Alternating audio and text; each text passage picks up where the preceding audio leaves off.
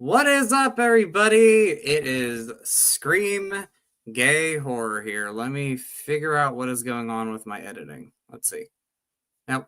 But hold on. Malfunctioning people. We're malfunctioning. We've been Sorry. geeks tonight. Oh my gosh. It is exactly what that's been. Let's see. There we go. Okay. Much better.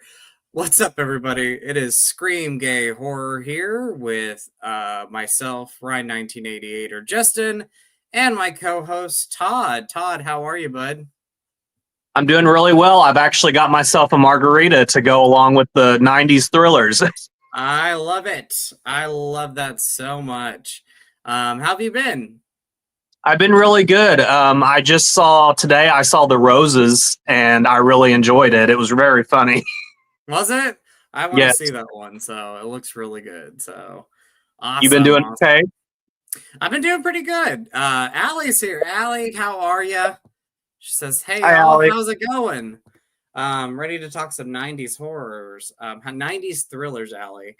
But I'm doing pretty good. Just been busy with work, and today hung out with some buddies, and put up some Halloween decor. I have my Halloween tree in the background, so We're getting so close to Halloween. I know, and I'm so excited about that. I absolutely love this time of the year, and I always feel like when the holiday weekend comes, like September 1st hits, and it's like, okay, now it's time to start celebrating one of the best times of the year, if not the best time. So, Right. pretty awesome. All right. So, Todd, you mentioned this one on our last episode, 90s thrillers. And I was like, this would be excellent because like you, I love 90s thrillers. Like, it is one of the best decades. Well, the 90s is one of the best decades for movies, but the 90s thriller era was just amazing. Like, I loved it so much. So, And so many movies that were rewatchable. All these thrillers that we're going to talk about, I've seen them probably 100 times each. oh my gosh, I have two. So I don't know how many I have here. Like let's see, 1, 2, 3, 4, 5, 6, 7, 8, 9, 10, 11, 12, 13, 14, 15, 16, 17, 18, 19. I have 19 here. So if you come up with any that I don't have on my list, we'll definitely talk about it because I might have forgot something. So Sounds great. but what's up, Spooky Ghoul? My friend Milo, how are you? What's going on? And then Allie says, "Sleeping with the Enemy" is one of my favorites. Well, Yes, I put that on my list. that's going to be something we're going to talk about. And she said, "Get on Tubi and start watching 90s thrillers." Exactly. Like, Tubi is one of the best streaming services for like pretty much any type of movie you want to watch, especially like obscure stuff. Yeah. And it's free. Like, that's the best thing about it too. You have to watch commercials, but that's the 90s nostalgic there for you. Where you had to like get through the commercials to watch the movie or show. But Tubi's pretty amazing. Have you dived into Tubi before? Oh yeah, I have Tubi and I use it probably more than I use like Peacock and some of the others because like you said, it has so many variety. It has things that like a TV movie that maybe you saw back in the 90s that you had been looking for but couldn't find anywhere else. You could probably find it on Tubi. That's exactly right. And like the other day, well, no, this was like 2 months ago. I wanted to like see if they had all the Howling movies, like even like the really cheesy 90s ones, and they had them. And I'm like, this is amazing. So Tubi's great. And Tubi also has original like movies like the Terror Train remake, which I loved. I I didn't thought see that was great. It's fun. It's a fun Halloween one. So like this October, you should check it out on Tubi. So it's a All fun right. one, bud. Fun one. We're getting some comments. So Gory Tiger, hopefully I'm saying that right. How are you? We're doing great. Ready to talk some 90s thrillers. I'm so excited. Like, I love this podcast with Todd. Like, it is just so much fun. We always have a great time going back and forth with each other, talking about movies, talking about our passion for this. So I'm thankful for you, Todd, for being my co-host on this. Oh, On I'm the stream thankful for tonight. you too. I'm Well, thankful thank for you inviting me to be a part of it.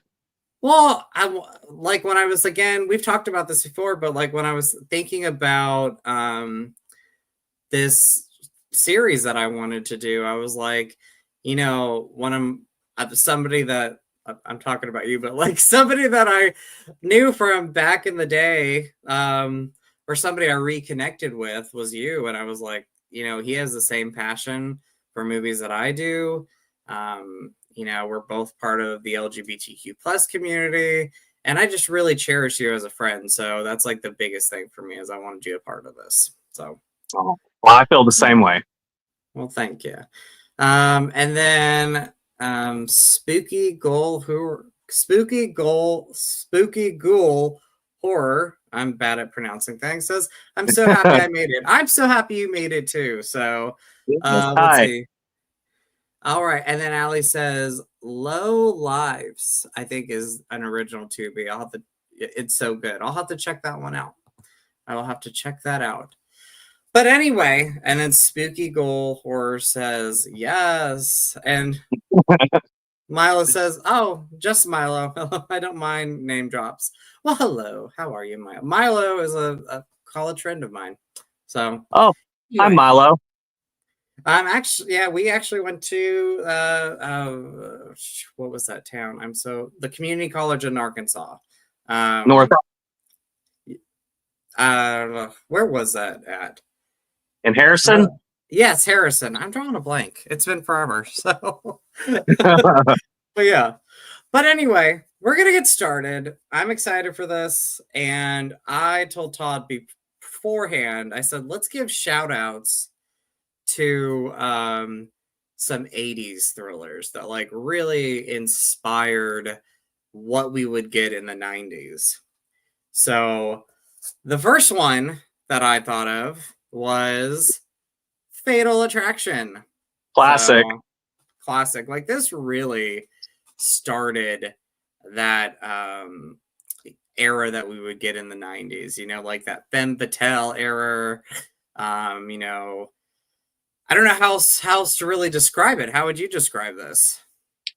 I kind of think that it started, as they put it back in the 90s, is like a person from hell, like the nanny from hell, the lover from hell, the roommate from hell, the little boy from hell. Like they started sort of a trend, the husband from hell sleeping with the enemy. And Yep. I think that Fatal Attraction really sort of started, I don't know, it was sort of like the classic version of what was to come, because as much as we love some of the 90s thrillers, critics sometimes tore them apart and thought that they were just, trashy, whatever, but I loved them. And Fatal Attraction certainly started, it was probably the most critically acclaimed and beloved in that genre, but I definitely think that after Fatal Attraction, that's when you started getting Hand That Rocks the Cradle and Fear and Single White Female shortly after that. Agreed. No, I agree with that. And what I love about that movie is how the performances still hold up. Like, Michael Douglas is terrific in it.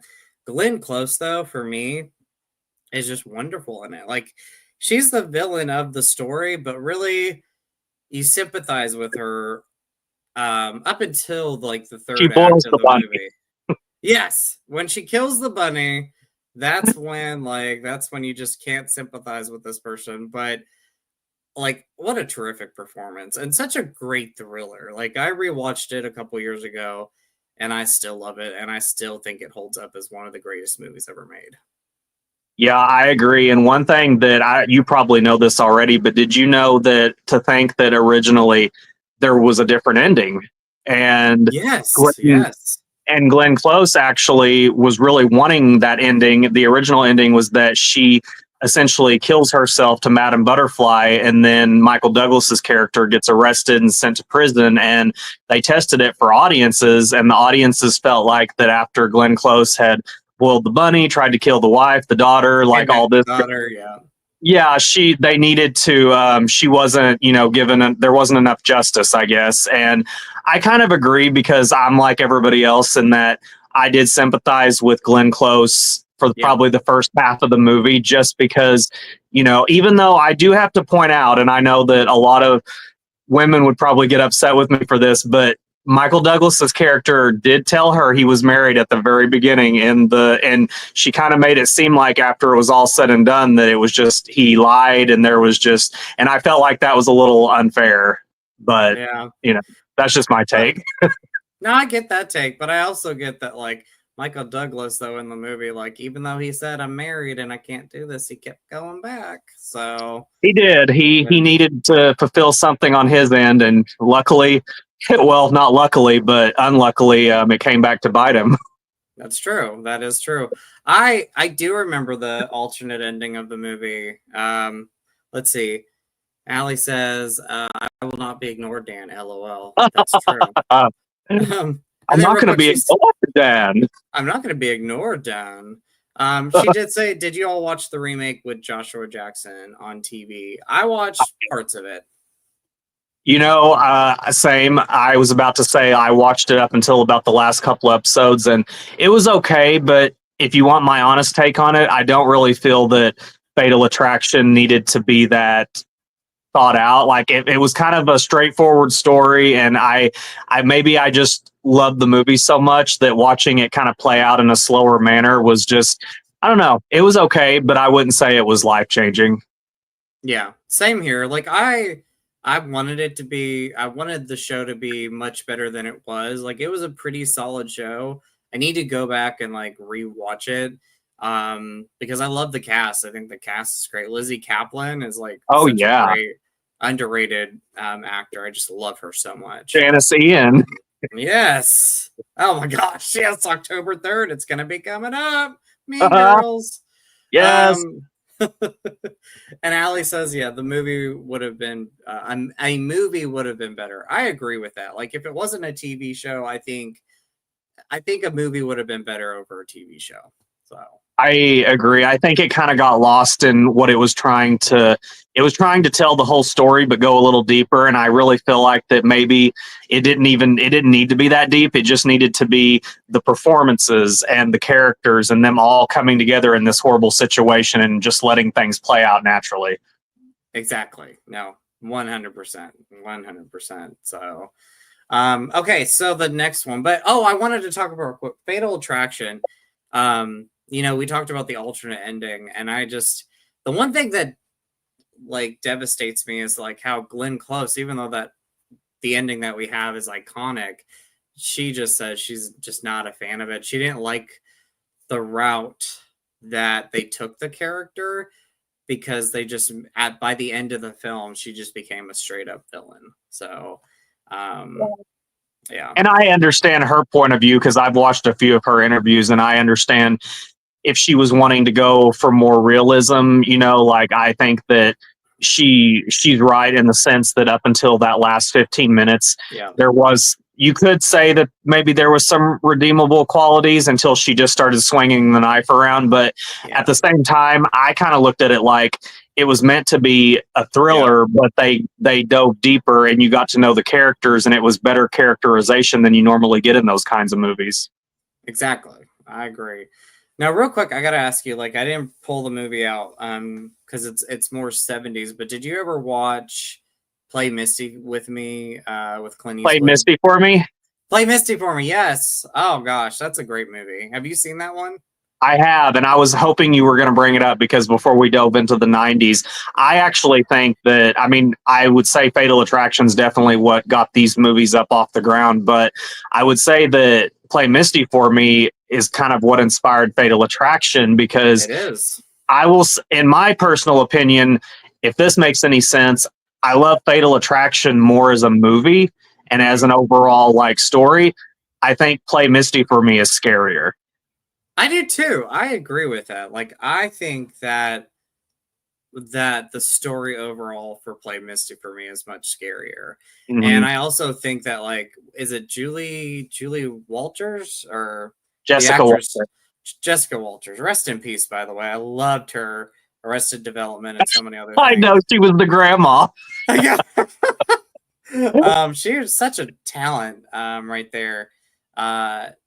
like she just straight up like from the pretty much from the very beginning, like you just know this is the villain. Like this is who they're gonna play out as the villain right away. Does that make sense? Yeah, and I don't know if you remember this scene, but one scene from that movie that I will never forget is when she attacks the maid. Yes, Oh my yes. God, that Oh my scene, gosh. and the fact that there was no music or anything, and you didn't expect it to happen, and she just starts slinging her and slicing her with a knife. It gave me nightmares. Oh my gosh. And then like you got like even the first scene, by the way, Allie says she needs to check this out. You definitely need to check out Play Misty for Me. This is such a great 70s movie. And like I said, like Todd said, and I agree with this, like I feel like this Fatal Attraction was inspired by this movie. Mhm. It is so good. And it's scary. Like I think this movie, I think Play Misty for Me is a scary movie. I agree. I think Thriller, but it's scary. it's more kind of, it has more of a horror misery quality to it. If that, like, you know what I mean? Yes. Yes. 100%. And I also think that like unlike Michael Douglas's character, because we talked about it like with Michael Douglas's character in the beginning of the movie, he says, hey, I'm married, I have a wife, but he kind of like, spirals into that relationship with Clint Eastwood. I haven't seen it in a couple years, but I feel like Clint Eastwood was more like just beside, he would always talk to her, but I don't think he ever tried to seduce her. Like I don't know. Like I can't remember it too much. Does that make Yeah, sense? Like he was they did have a little one night stand, but at the same time, like all she did was call into his radio station and say, "Play Misty for me," and that was kind of what got the whole relationship up and going. But she was much more. I think that Jessica Walters' character was much more mentally unstable than yeah. even Glenn Close was, just the way that it was portrayed. Exactly. And I think with Glenn Close, like she's obviously in the beginning of the movie, is not, she is mentally there. It's just everything that happens throughout the movie, like you know, the scene where she meets up with Michael Douglas and she's, telling him about the baby and, how she wants to keep the baby and everything. Like he's just like trying to like, kind of put it under the rug and be like, no, we can't do this. And Right. it's those moments that like triggered her to the point where she was at the end of the movie. So you do sympathize with her up until the third act of the film. At least And go ahead. well, no, what were you gonna say? I was going to say that the one thing that I do wish that they had addressed better in Fatal Attraction when it came to the third act is the fact that Michael Douglas didn't seem to have any qualms about killing the woman who was carrying his baby. Yeah. And I know that over the course of the movie, she goes crazy. She tries to kill his kid and his wife. And the bunny, yeah. Yeah, I just felt like the fact that that wasn't addressed more, like he never really addressed the baby on an emotional level. I always wish they had dove a little deeper with that, but that's like a minor thing. No, same here. Same here. So other than that, for me, it's a great movie. Like I love Fatal Attraction. It's one of the best movies. And Play Misty for me. Shout out to that. I'm glad you've seen it because I love that movie too. And Yeah. If you've never seen Play Misty for Me, it came out in 1975, I believe. So like 71. 71? Really? It's a pretty old one. Wow. I mean, that's like, oh wow. I did not know that. So 71. Check Yeah. out Play Misty for Me. Like the iconic, he's the radio host. She calls in and you hear that iconic line, Play Misty for Me. Like it's just it's before we had the StreamYard and everything and like all these live streams, we had radio hosts out there in the 70s that was the only way to communicate with people most of the time, like fans or people that followed your channel or your station. So the next 80s movie that I want to talk about, I don't know if you might have seen this because you're a big movie fan too, but The Stepfather. Yes. You have? Okay. All right. So The Stepfather from 1987, I believe, or 89, somewhere in the late 80s. The Stepfather's so good. Like when I was thinking of, movies from the 80s that would lead into um, the 90s, which is going to be the era that we're really going to talk about. The Stepfather, like I went back and forth on. I was like, should we put this in here? Should we talk about it? And 100%, because It's a it stalker is a thriller. thriller. It's a stalker thriller, exactly. Mm-hmm. And I love the concept of this movie. Like it's devastating, obviously, because the opening of the film is him, getting ready to go out and finding another family, and like right before he's leaving the house, you see like the dead family on the ground that he killed. Yeah. But what a great performance from Terry O'Quinn, Jill Sholin. Like this whole cast is so good. But Terry O'Quinn is scary in this. Like He he is, just but I gotta say, like, this is Scream gay horror after all. I found him exactly. weirdly attractive. I don't know I why. know. I I'm with mean, you on but that. yeah, like when there's a scene where him and his wife are kind of in bed fooling around and like he's in his sweatpants and I'm like, I kind of dig it. Oh, I know. Like, I mean, because like half the time, I mean, we know he's like crazy, or just like unhinged. But like when he's like, being like he wants to be like the everyday father and husband and everything, like if he wasn't mentally unstable, like he, would be like a like the perfect husband. He could be So he has a charming side to him. yes, he has a charming side. That's exactly what it is. And yeah, I mean, the scene that gets me with that film is the moment towards the end of the movie where he's talking to his wife and he's coming home and she says something to him and he doesn't respond. And, the famous line is, "Who am I today?" Like, that is scary. Like, that is like, just your mind just, goes from one person to another, one character to another. I don't know, like And terrifying, terrifying. that scene, and then another scene that scared me was whenever he comes in when the daughter or the stepdaughter she's getting something out of the basement and he doesn't Yes, know she's in yes. there, and he comes in there and just starts having a meltdown, just screaming at himself, and I'm like, that's realistic to somebody who is like off their rocker. That's portrayed very well.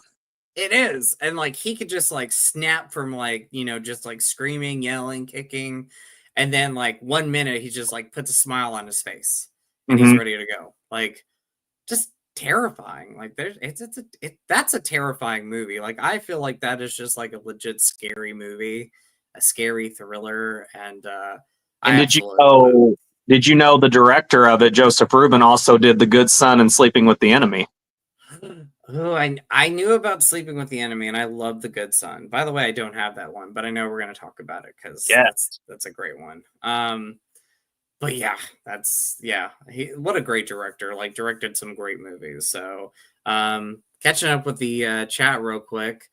Milo says, "What was the one thriller you showed me? Was it Poison Ivy? I'm trying to remember. Yes, I showed you Poison Ivy, which we'll talk I hope about that's that on the one. list. Oh, it's for sure on the list. Allie says, "Oh, she wants to play Misty for me." Allie says, "Poison Ivy series is good. I agree." Allie also says, "It's weird how people's voices can trigger emotions." That's right. So, because like with Clint Eastwood's character in Play Misty for Me, he has this like, you know, soft, like manly voice that you just love. Like I love Clint Eastwood as an actor, and like he's incredible. He is incredibly attractive in Hmm. that movie too. So yeah, What I've and always liked about Clint Eastwood is he has that ability to portray just all American manliness, but yeah, not toxic masculinity. exactly. I think that's where I was going with that. Like 100%, I agree with that. Like he's not trying to be like the have that like masculine side where it's like I'm better than you attitude type of thing. He's just like this great manly guy. Like I don't know, like you were describing. That is like perfect to how you would describe Clint Eastwood. Like I absolutely love him and just found him so attractive back in the day. So, and Play Misty was also like the movie that like he was known for westerns prior to that, and like he Yeah. jumped into a thriller and directed that movie, and he did such a great job with it. So, all right, so now we're diving. Do you have any other honorable and 80s like thrillers that you want to talk about, or do you want to dive into like our 90s stuff? I think, I think that you covered, because I'm glad you mentioned The Stepfather, and I was hoping you were going to mention Fatal Attraction, but yeah, I think all the other ones on my list are starting at 1991 and going from there. Yeah, I have some from 90. I have definitely some for 90. Oh So do yeah, you want me to do you want to talk about those first and then we can dive into 91 stuff? sure. Okay. So, from 1990, we got Misery. Oh, so glad you put it on the list. Yes. I mean, I wanted to go. I mean, for me, this is such a great movie, and like with Stepfather, I was like, do I go back and forth? Do I put it on the list? Do I not? Do we talk about it? And I was like, we have to talk about the movie because this is such a great movie. And again, another character like Glenn Close that I feel like Kathy Bates' character in the beginning of the movie is just like this lovable person that, you know, wants to take care of this guy, like is such a big, obviously a big fan of his work. And then there's that one moment where James Caan just kind of does something that she doesn't like, and then she just snaps. Mm-hmm. And then she jumps back into like this pleasant, nice person until the very end of the movie. And what's amazing about Kathy Bates and her performance in that is that she really convinces you, like in some of the other movies, like Fatal Attraction, played Misty, some of those, you can tell like even when they're the characters, the villains are trying to manipulate or do anything like that, you can tell that they're being kind of deceiving and manipulating while they're pretending to be nice. With Kathy Bates, though, I felt like whenever she was treating him well and being nice to him, she was being genuine until she lost her shit. Yeah, I mean, up until the point where he kills off her favorite character in a book, like she was just being nice to him. Like she rescued this guy from the snow and wanted to protect, take care of him and, get everything that he needed. And then just, he kills off her favorite character. And I remember that moment because isn't it a scene where he wakes up in the middle of the night and she's just standing there and she says, "You dirty bird." Yes. I was like, wow, she just went from one like personality to the other one quick. One of the scariest movie moments in that movie for me, or any movie really, is you mentioned when she wakes up and she's standing over, but there's another scene. It's right before she breaks his legs. And he wakes up in the middle of the night because he's put that knife under the bed and he's waiting for her, because he wants to attack her. But he wakes up and she's standing over him and she injects him with that insulin stuff to knock him out. Yes. And there's like thunder and lightning in the background against her face. And that's one of the scariest scenes that I've ever seen in a movie. Right. I agreed. So I love this movie. It's been a couple years since I've seen it. I need to go back and watch it again. But you cockadoodie, or when she's outside and she's taking care of the animals, and like he's just like he at this point like he knows who she is, and like he just like flips her off and everything. Do you know what scene I'm talking about? Yeah, it's the scene right after she breaks his legs, and she's like waving at him. She's like, "Hi, pumpkin," and then he flips her off, and she's like, "Such a kidder." Such a kidder. Oh my god. She says that her little I think it's hilarious that she is as demented of a character as what she is, but yet she's offended by profanity. I know, exactly. I know. That is so true. And then, so do you want to jump into one? Because we could continue on with 1990, but like, what's one that you want to talk about? Well, I thought 1991, there was a couple, but the first one I wanted to mention was, do you remember Cape Fear? Oh, yes. I don't have that one, but that is such a great movie. Yeah, I was just thinking about that the other day. I was like, that's kind of in that same genre, only that one gets pretty rough and brutal. It does. And I forgot, like, I remember seeing it on TV as a kid all the time, but I I rewatched it last year and I was like, this is tough to get through sometimes. Like this is a brutal movie because like Robert De Niro in that film, like when he's brutal, he is brutal. And you could like right away you know he's not a good guy, but Right. when those first brutal scenes happen, it's just intense. Yeah. Super intense. For anybody that's not seen the movie, there's a scene where he, without giving away too many spoilers, he bites a chunk out of somebody's face, Oh my and gosh. that scene was very different, especially because it was a woman, and it was Yeah. just it was a really harsh, and it definitely painted him as what he was a monster. Was a monster. Exactly. Exactly. And then you got like even in that moment right there, like before he bites that woman on the cheek and he like attacks her, like, he's like faking being nice to her, and then like just within seconds, like turns Mhm. on her. So scary. And then of course you have, him seducing Julia Lewis. yeah, and she's like 16 in the movie. Like that is insane. Like just crazy to think. I used to think that Juliet Lewis back in the day, like every time I'd see her in a movie, I always thought that she was like playing. She always had like those same like kind of funny like off the wall mannerisms, and so I Yeah, started to think that maybe she was a little crazy, and then I just realized that's just like her acting. Like that's that's just her. how she gives off. Yeah, Like she likes to be a little weird and funky. that's right. Like I was the scene. I could try to recite it a little bit. Oh my god. Are you the one that killed my mom's dog? Like, she's so good in it. And the performances are great. Like Jessica Jessica Lange. Lange. I Yeah. love Jessica Lange. She is so good in anything that she does. I just absolutely love her. And Nick Nolte, like he's great in the movie. So what an awesome movie. That's a great one. Thank you for bringing that up because I love that. I need to own that movie.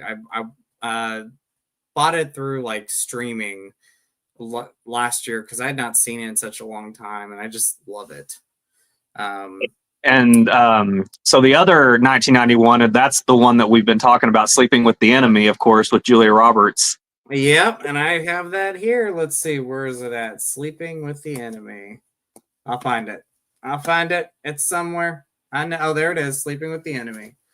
1991. Right there. This is such a great movie. Such a great movie and a heartbreaking movie. Like I cry quite a bit during that. Well, I get teary-eyed quite a bit during that movie, and you just anybody that goes through that abuse in a relationship, it's just heartbreaking.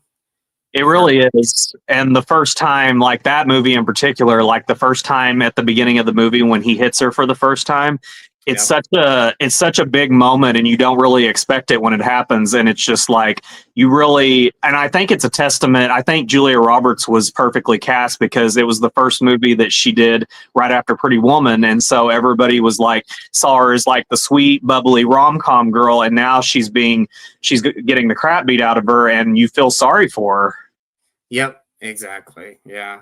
Oh my gosh. Allie just mentioned something, but we'll get to it in a minute because that scene right there, Allie, that is like one of the most heartbreaking scenes for me with Julia Roberts, and we'll talk about it in a minute. But um the moment like the first time you see him hit her, there's you have that scene where he walks into the bathroom and he notices like the towel is like uneven or it's not the way that he likes it, and he goes out to his wife and he's just like, you know how I like it. I can't remember the line for line, but it's such a eerie scene because you know what this guy is like. We haven't seen him hit her yet, but like, I mean, he's intense.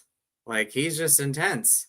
He likes things very like whenever she goes into the kitchen to make dinner, she's got like all the stuff, the cans facing the right way and the cabinets, and Yep. everything has to be very orderly. Yeah. Yeah. I mean, love the movie though. Julia Roberts, like this is one of my favorite performances from her. Like you said, this was like the film out her next movie after Pretty Woman, and those are two different performances. Like, this was the first time I think we really saw Julia Roberts. Like, she played obviously dramatic, roles, like with Still Magnolias and Flatliners, but like this was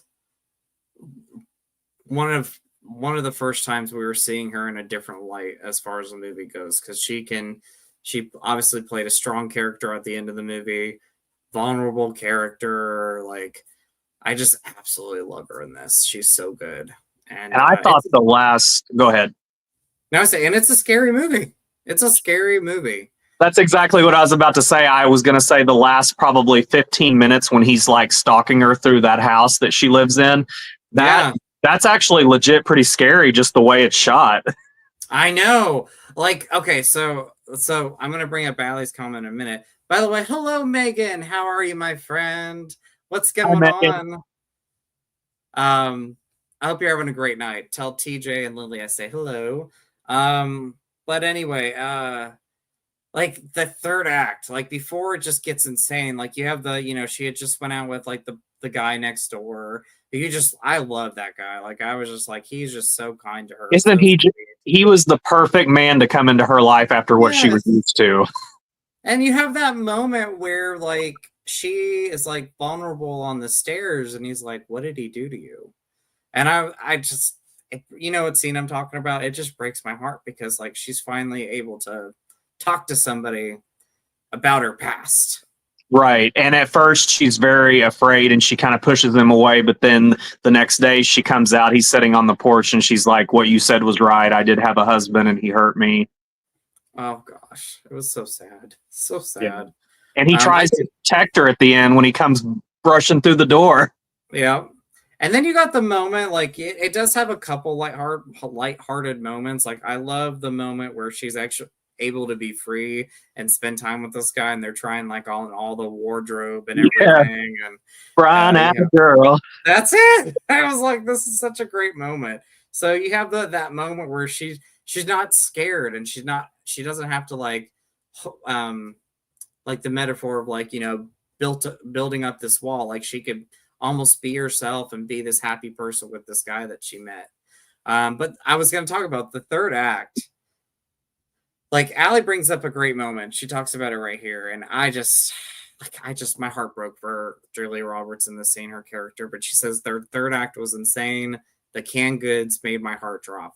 It made my heart drop too, because like leading up to that, like she was hearing like the music that her husband would play, or she's in the bathtub and she notices like the towels are even like he would like them, but she's almost trying to brush it off like, well, maybe I did that, or no, he can't be here. Like she's just trying to think, okay, let's think of something else, like he can't be here. And then when she goes downstairs and she opens that cabinet and she sees those canned goods faced the way that he would like them, like Allie said, my heart dropped for her. Like because she knew then that there was no way out of it at that point.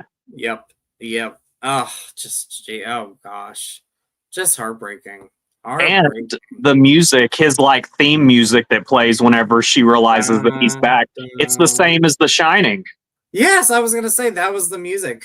Like the scene where like she walks into the house and she puts on the radio or puts on the tape, and the tape is that, and she's like, why is this, like in her head she's thinking, why is this playing right now? Like, and she's like, well, maybe it's just a coincidence or something like that. But yeah, that music right there, like you said, it's from The Shining, and that is scary music. Like and can you imagine being in her shoes and like already being terrified of your abusive husband, but then have him playing that through the house all day long? Oh my gosh, I know. Love Sleeping with the Enemy, though. That is such a great movie, and it's sad that movie, when it came out, just got so much hate. Like critics hated it. Like they were just. I don't understand that. Like I never got that with that movie. Like why that movie got so much hate. Like I think that is such a great movie. Like it made a lot of money. Like it was a box office success. Right. But like critics slammed it. And I was like, this movie is such a great movie. And it's like up there with like Fatal Attraction and so many other movies that, we're going to talk about. And it just kind of, fell under the radar and, critics slammed it. Like just beyond me. I don't understand that. So Also, one scene that stood out to me before we move on is scene where he, without going into graphic detail, where they're having sex, but she's clearly not willing, Oh, yeah. And they're also playing that music while that's happening, and you can see her facial expressions when he's not looking, and looks like she's not enjoying it. And then when he looks at her, she smiles very quickly. I just thought that was super powerful. Yeah. Or the scene where she goes, that is a powerful scene, by the way, because again, Julia Roberts is such a great actress, and she could go from 1 second being vulnerable and scared to the next second having to fake this like smile and everything to please him. Like such a good moment. Such a great moment. And another scene that I like is the scene where she goes to see her mother and then he's there, like, and I'm like, oh my gosh. And the tension's just building up because like they literally walk past each other without noticing each other. Like oh my gosh. And the fact that the mother was blind also put the suspense up because she couldn't see who was in the room with her. No, not at all. Like, oh my gosh. Such a and the fact, and it's really scary because that scene where he comes back and he's talking to the mother and she doesn't realize that it's him, and she's telling him all this stuff about, oh, you've got to protect my daughter because her husband's crazy, and it's him that she's talking. She essentially gives her daughter away without meaning to. Yes. Yeah. Oh my gosh. And then I got, another moment that I just love. I just love this movie so much. Another moment, and we're going to get to the comments in just a moment, I promise. But another moment I love is her whole planning scenario, how she's going to get away from her husband. Like she plans everything. She's like, if I don't do it this way, I will never escape this man. And one thing I have to call out about her plan, even though it was a really good plan, she should have thrown the wedding ring in the lake instead of flushing it down the toilet. I agree with that. Because that's how they caught her. Oh, and then you got the moment, you never think about it like this either. You have the moment where she breaks like the light that's on the beach, but like later on, doesn't he like step on glass? Like he steps on a piece of glass. She never picked up the glass either. Like, right. And I think about. Right, yeah, and she was trying so hard, and everything else that she did was very well thought out. Like she planned months in advance on how to take swimming lessons and do everything she could to get rid of or to get away from him. Yep. Oh, such a great movie. I love this movie. I'm glad you've seen them. This is why, like, you're one of my close friends. I love you. So we have this great taste in movies. Real quick, we'll get through the comments. So Allie says also, enough with J-Lo is a lot like Sleeping with the Enemy. Yes, it is, and that is a great movie too. Have you seen the one? I have seen that one, but I have to say I was impressed with the way she wrote that out, because it sounded like she was saying enough with J-Lo, Sleeping with the Enemy's better or something. But now that I'm reading it, enough the movie with J-Lo, I will say I do like Sleeping with the Enemy a little better, but I still think Enough was a really good movie. Enough was great, and speaking, Juliette Lewis was in that one too. So she was, yeah. And then let's see. Let's look here. We'll kind of go through some of these comments. Allie says, I was hopefully you don't mind me popping this up, but she says, I was a domestic violence legal advocate for 5 years. And it's so hard hearing people tell their stories. It's heartbreaking. It is so heartbreaking. And my heart's for anybody that is going through it or has gone through domestic violence. It just breaks my heart. I wish there were people kind in the world. I wish there was not abusive people in the world. So it's just heartbreaking. And then Milo, hopefully Miley, don't mind me popping this up. She says, yeah, my second husband was abusive. So seeing movies tugs at my heart extra. And I'm sorry you had to go through that. I love you, my friend. I love you. I love you. So, Me too. but yes. So anyway, and thank you all, by the way. I'm loving these comments. We're reading them right now. And I just, you all are awesome. Christopher, how are you? He says, hey, Justin, Sleeping with the Enemy, great thriller. And the director, Joseph Rubin's follow-up to 1987's The Stepfather, which we did talk about. So, yeah. So, and then Allie says she mentioned, I'm glad to find people that love Sleeping with the Enemy as much as I do. Oh, it's so good. I watched it like when I was a kid. I think I watched it so many. That was just it was one of those thrillers that like my mom and dad also liked. So anytime it was on TV, we watched it. Yes. Yeah. It was. I remember Sleeping with the Enemy, like watching through like HBO or like AMC would play it every once in a while, and that's how I would watch the movie. That's how I first saw it. So yeah, one of my favorite moments is the moment where like she does have that moment of like, laughter and peace where she's like dancing with the guy and like she's in like a happy place. Like I love it. My bride and I love girl. That song that's playing when they dance. I do too. Every time I listen to the song, I want to dance. I do too. And I think of Sleeping with the Enemy. Like I just think of that moment where she has that moment of relief right there. So and Allie, I agree. This is a great conversation. So y'all are amazing. Keep commenting. We're reading it, and thank you all for stopping in and everybody watching right now. So we got a lot to go through. So what's another one for you that you want to talk about? Let's see. I guess now that we're kind of going, 1991 didn't have quite as many, but 1992 definitely had a lot of the stalker thrillers. Yes. One of the first ones, of course, I know that it's on your list, but Hand That Rocks the Cradle. Oh my gosh, yes. Where is that great movie at? I know I have it somewhere. Yeah, it's right here. The Hand That Rocks the Cradle. Probably. Love. I mean, that's probably in the top 5 of my favorite of all of those movies from the 90s. Mine too. And what such an awesome movie. Like I think I watch that movie at least once a year. Like I will put that movie on and watch it. To first start off, Rebecca De Mornay, like just a beautiful person. Like I love her so much. And like she, obviously, Risky Business, she was in a lot of other 80s movies. So to see her in this role where, well, one, it's heartbreaking in the beginning of the movie for the character because she loses the baby and, her husband, even though he was doing horrible things, she lost her husband and like lost her money and everything.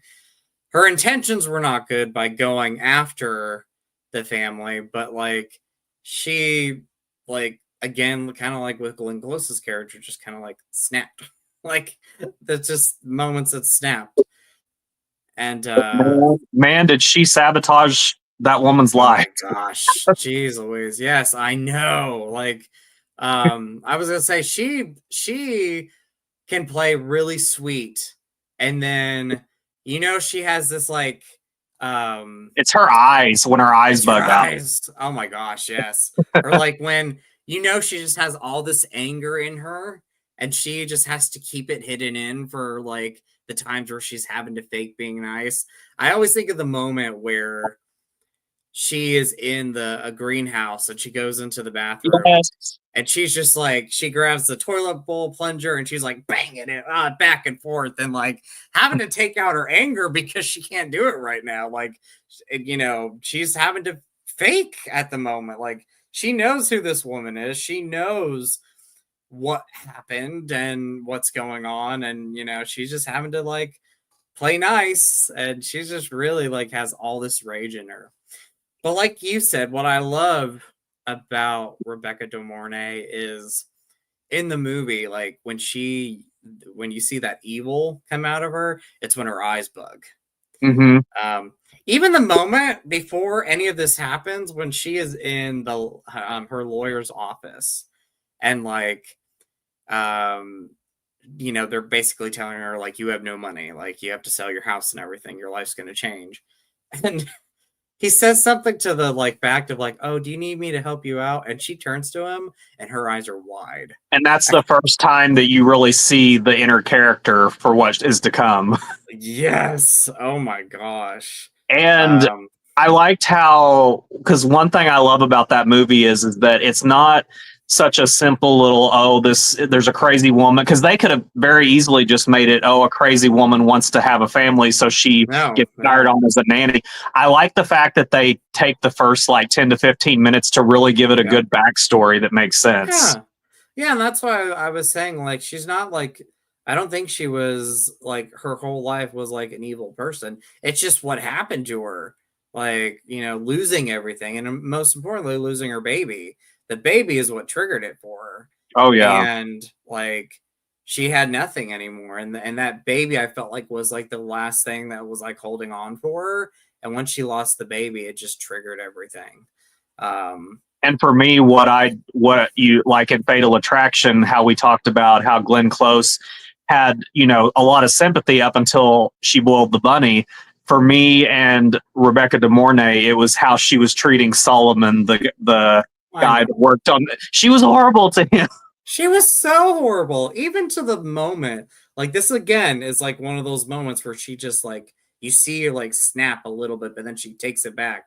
Is the moment where you first like she first meets the family.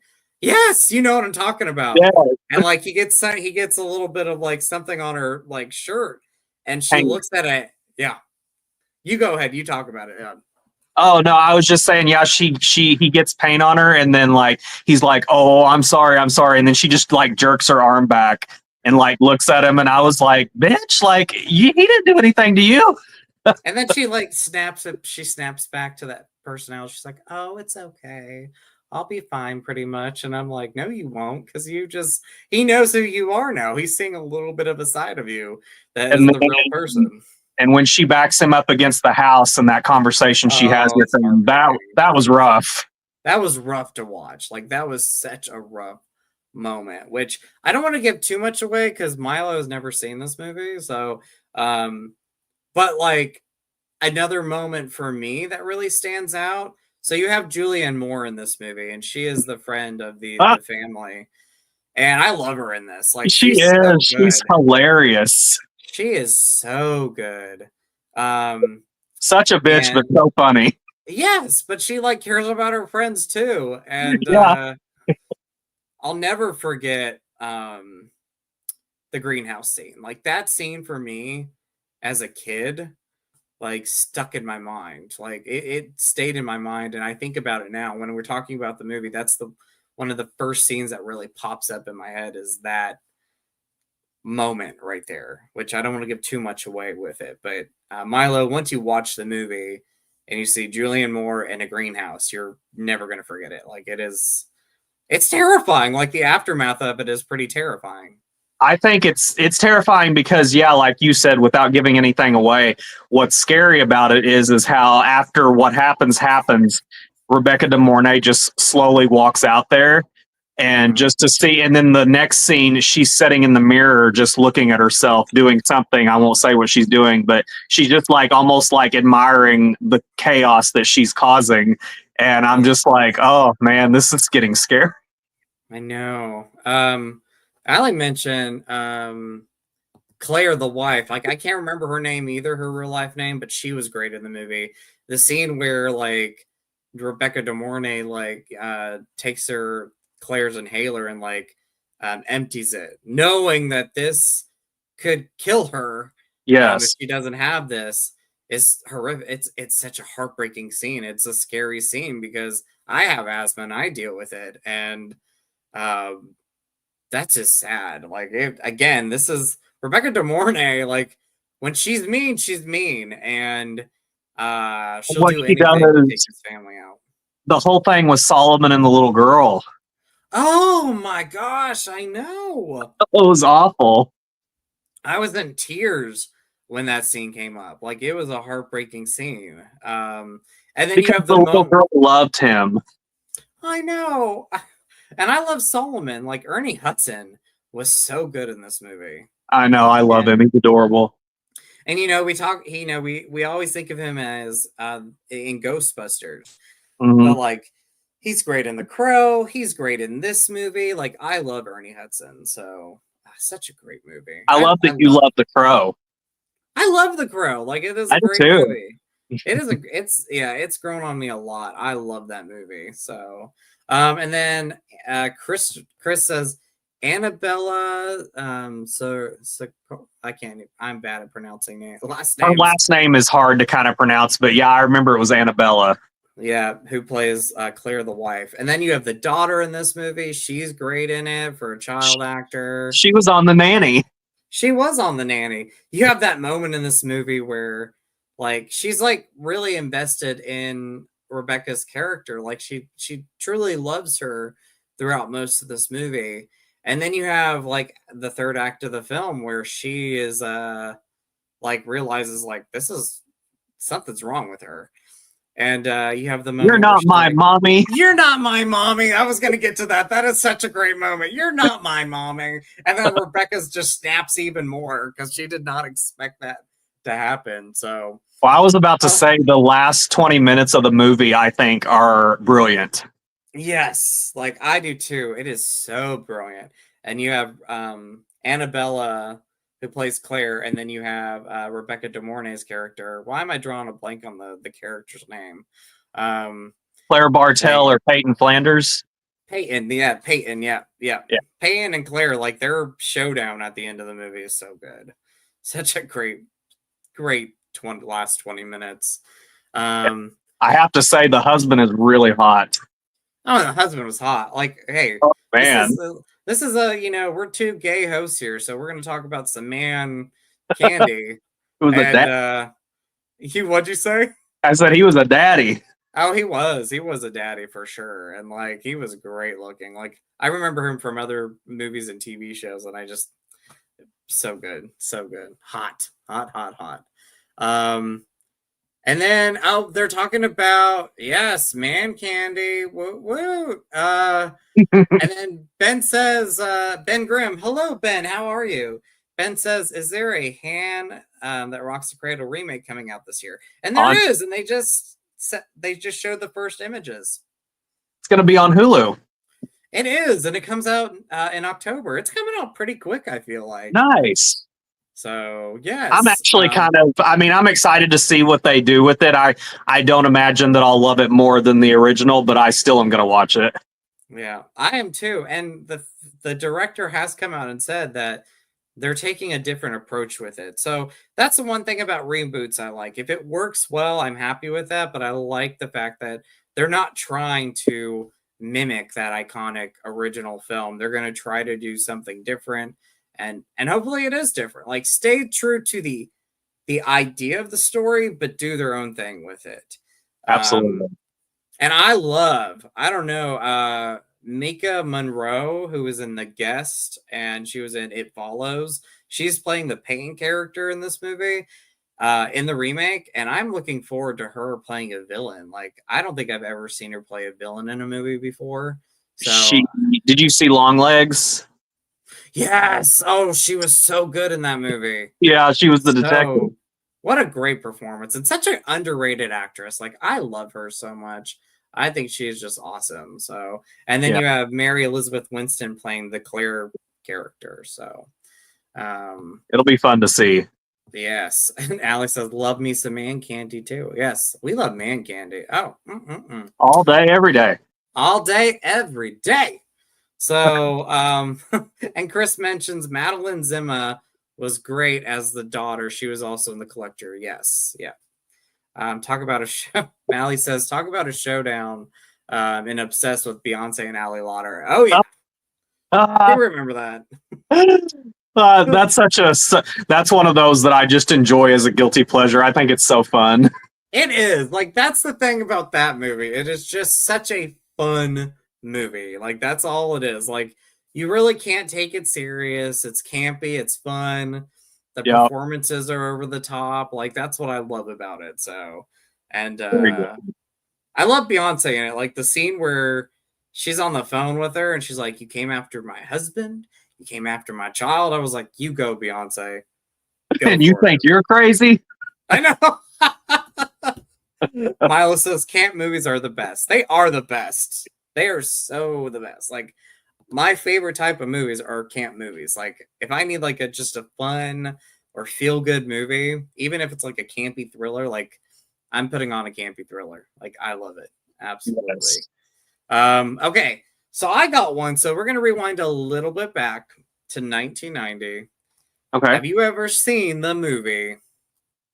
Oh, she says, "I'll show you crazy." There we go, Allie. Beyonce from Obsessed. I'll show you crazy. Blue Steel with Jamie Lee Curtis. Have you ever seen it? I watched it. I've seen it one time, and I watched it about a year ago. And I remember some of it. I don't remember every little detail, but some of the bigger points of it I remember. I remember how creepy I thought the villain was. Oh my gosh, yes. Like I've only seen it once too. Like I've seen it one time. I really didn't know too much about it until last year when I bought the Blu-ray. I knew that Catherine Bigelow, the director, who I just love from like directing Near Dark, and also would direct like Zero Dark 30 and all these movies years Point later. Break. Point Break. Like she's a fantastic director, and she's also an awesome female director. Like you got to think at this time, especially when this movie came out, a lot of female directors were not getting mentioned a lot, and like I feel like Catherine Bigelow was one of the first to like really like step out and say, "Look, I'm just as good as the guys at this," and like she is. Like I love Catherine Bigelow. I do too. Great director. Yes, but Blue Steel, like I didn't really know too much about it. I knew Jamie Lee Curtis was in it, which she's my queen. I love her. Mm-hmm. And like watching the movie, it just was insane. Like the movie, just from the very beginning of the film, is insane. And just when you think that her character is safe, like he just keeps coming back and he keeps doing things to her to ruin her life. Right. I mean, I don't know insane. who that actor was, but he was scary. He was scary in it. Like I've seen him in other things. I don't know his name like right off the top, but like I knew he was in The Entity and he was in a couple other 80s movies, but like he was scary in the movie. Mm-hmm. Like, definitely scary. And Jamie Lee Curtis, I got to tell you, the showdown at the end of the movie is amazing. Like where she's chasing him pretty much through. I don't know if it takes place in Chicago or New York, but like she's awesome in the film. And Ron Silver is the actor's name. Thank you so much. But yeah, Jamie Lee Curtis is great in this. Like I just love her. Like at the very end, after he's like tried to beat her down, like she just is like, "I'm done with your shit and I'm gonna go after you." And I was like, "You go, Jamie." So I might actually watch that tonight or tomorrow because I've only seen it once and I'd like to revisit it. I know I've only seen it once too, but it blew me away the first time. Like I legit was like, "This is a great movie. I need to go back and watch it soon." But Allie says Jamie was a smoke show in this. Yes, she was. Yes. Yes, she was. And then I've got a movie on the list here that has Jamie Lee in it that I don't know if you've ever. Mother's Boys. Oh my gosh! Yes, I've seen it. Oh, you know that movie? Okay, great. Yes, yes. Let's talk about that real quick. Speaking of Jamie Lee Curtis and playing a villain role in that. Yeah, and she was so good at it. Like I mean, it was kind of like Fatal Attraction, but not, because she was actually the mother of these kids. And yeah, that movie was kind of disturbing to me just because like I'm so used to seeing good, sweet Jamie Lee Curtis. And in this, like she was a little demented. She was like, what I loved about her in it too is, I don't know if it was intentional, like to make it like fun camp, but like some of the moments in the movie, she just is over the top and she's hamming it up. And I was like, I love this. Like, she's so good in it. Like she smashes a picture frame on her forehead. Yes. I was like, wow. Oh my gosh. Like Such a great campy fun movie. Like I love that movie. And not enough people, I feel like a lot of people that discuss movies in this genre, like most everybody knows Hand That Rocks the Cradle, The Crush, Fatal Attraction, Fear, all those, but you don't hear very many people that know about Mother's Boys. You don't, like, no one talks about it. Yeah. Allie says, I think it's on Tubi, LOL. There you go. If you Allie, thank you for bringing that up because we talked about Tubi a lot tonight. If you've not seen this movie, go try to find it on Tubi, and it is a trip of a film. Like, I think about this because prior to this, I think My Girl, like she had done My Girl. Oh yeah. And like she was this like sweet, kind person. And then Mother's Boys comes out and she's just a totally different character. She said, Chris says, wow, Mother's Boys. It's been a minute since I've seen that one. I have to revisit that one sometime. So wicked. She is so wicked in it. And then Chris says, her with blonde hair. Oh yeah. And that was another thing. I don't think I think she's had blonde hair in another movie before, but like she had like that like platinum blonde hair in this movie. So yeah, such a fun movie. So fun. So but the next movie that I want to bring up, and this is the last of 1990, I'm sure you've seen this. Pacific Heights. It's on my list. Oh yay! Okay, we could talk about it. Pacific Heights, so awesome, and it's so very awesome. Underrated. It is. Like I don't hear many people talk about this movie. Like it is a very rare thing when people bring up Pacific Heights. And what's crazy is because I think when it came out, it did pretty decent at the box office, and it also has a really good cast. I know, that's the crazy thing about it. You have Melanie Griffin, who is great in this. I love Melanie Griffin. Like I think she's a great actress. And then you have what is his Michael name? Keaton. Michael Keaton, and then her husband in this movie, Matthew Modine. Matthew Modine. Like such a heartthrob in the 80s and 90s, Matthew Modine. And even Michael Keaton, like I find him very attractive, and like he's evil in this movie. It's like you don't need to be attracted to this guy, but like the first time you see him when he meets them for the first time, like he's faking it obviously, but like he's being so nice and everything, and then it doesn't take long for him to like just change his personality completely. But that's a great movie.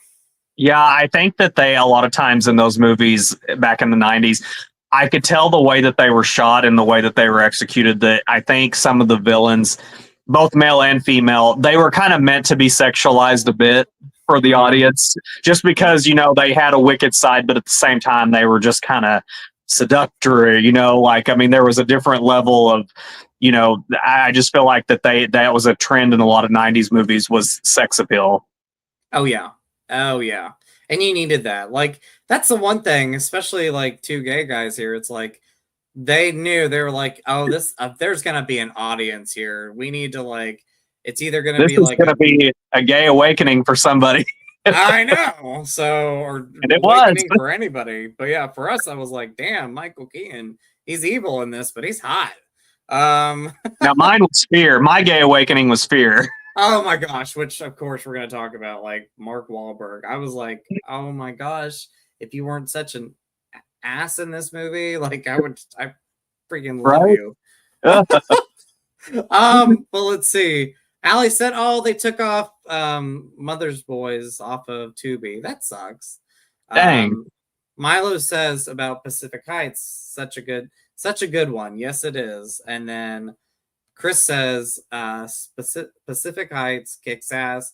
Michael Keaton was a great villain in this one, and he was coming right off of Batman. Yeah, I wanted to mention that. Like, this was the first time that I know of that we saw Michael Keaton in such a villain role. Like, you know, he had played Batman. He was Mr. Mom. Like, he was in all these like comedies in the 80s.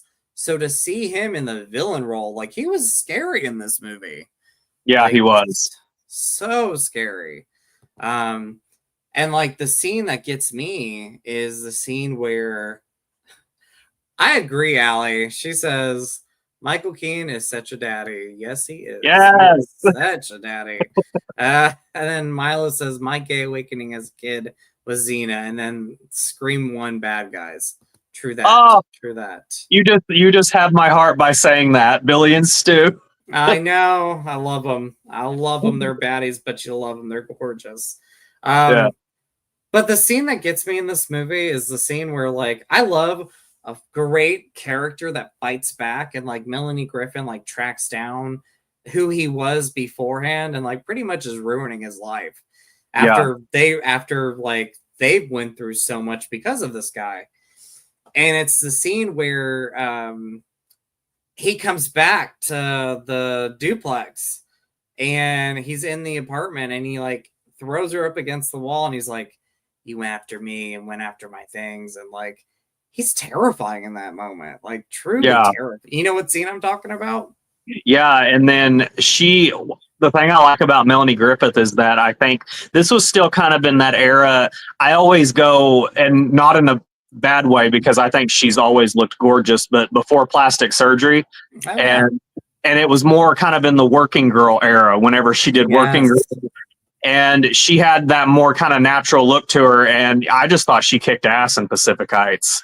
She really did. And I loved Matthew Modine in this movie too. I thought he did such a great job. And he's so underrated. Like I feel like he's such an underrated actor. Like he doesn't get enough praise, and I just think he's so good. Yeah, because he's been in quite a few things. It's just he's kind of one of those under the radar character actors. Exactly. Like you see him in things and you know who he is. Like you know what movies that he was in. So yeah. Okay, so up next, let's see, and then like Milo says, Billy and Stu are my men.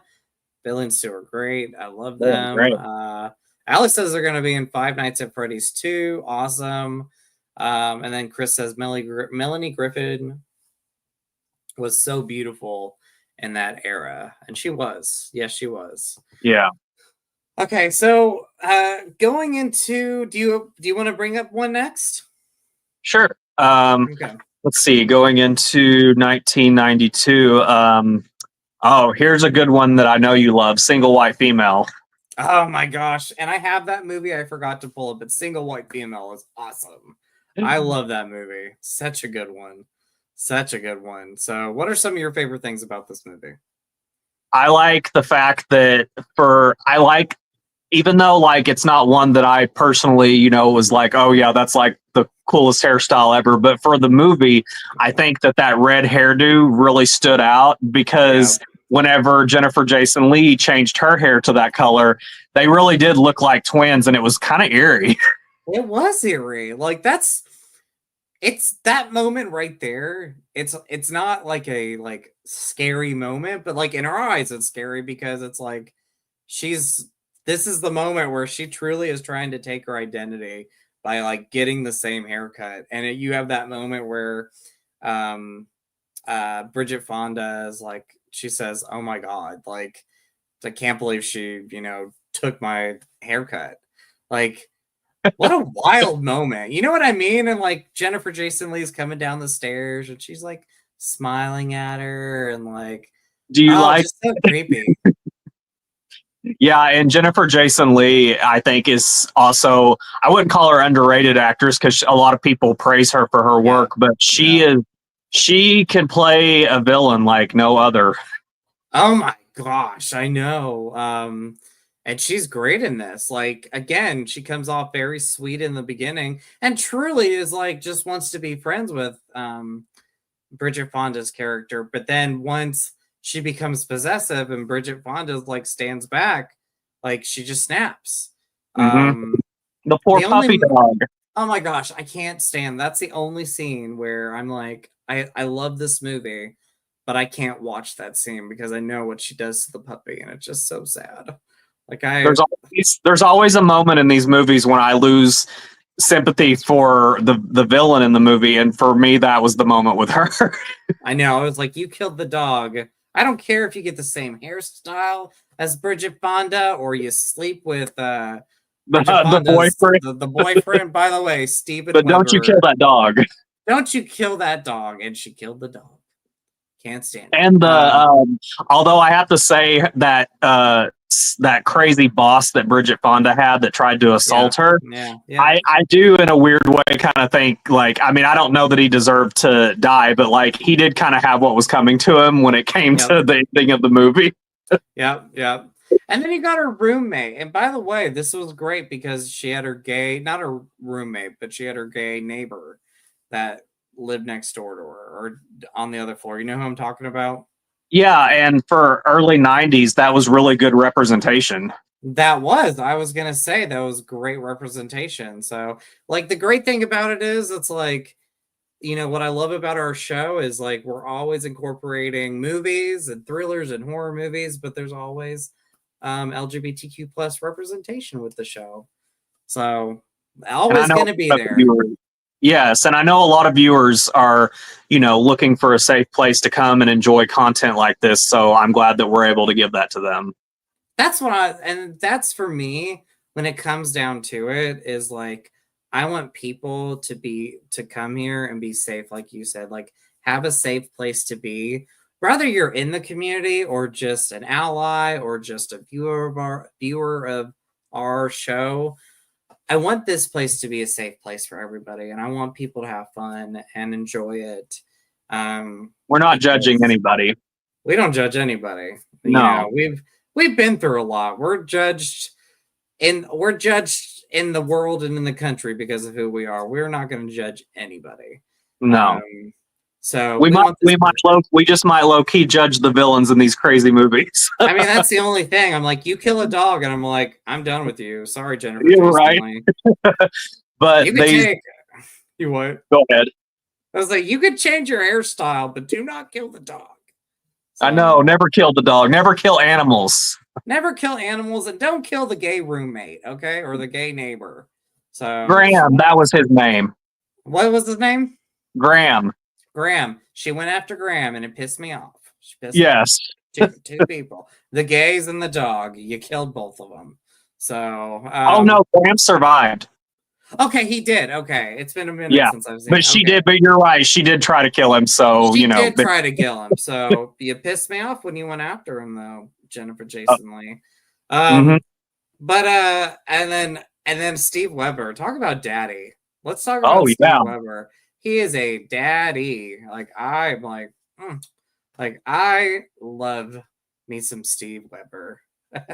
And that moment that he has whenever she comes over and it's not her, it's Jennifer Jason Leigh. Oh my gosh, yes. And then he realizes it, but he doesn't really stop what's happening. And then afterwards, she's just like, well, you knew it was me. Why? And then he's just like in this, but the way that you remember with the shoe? Oh, yeah. I was like, holy crap. So, oh my gosh. That was that was a moment that made me, the first time I saw it, I was like, whoa.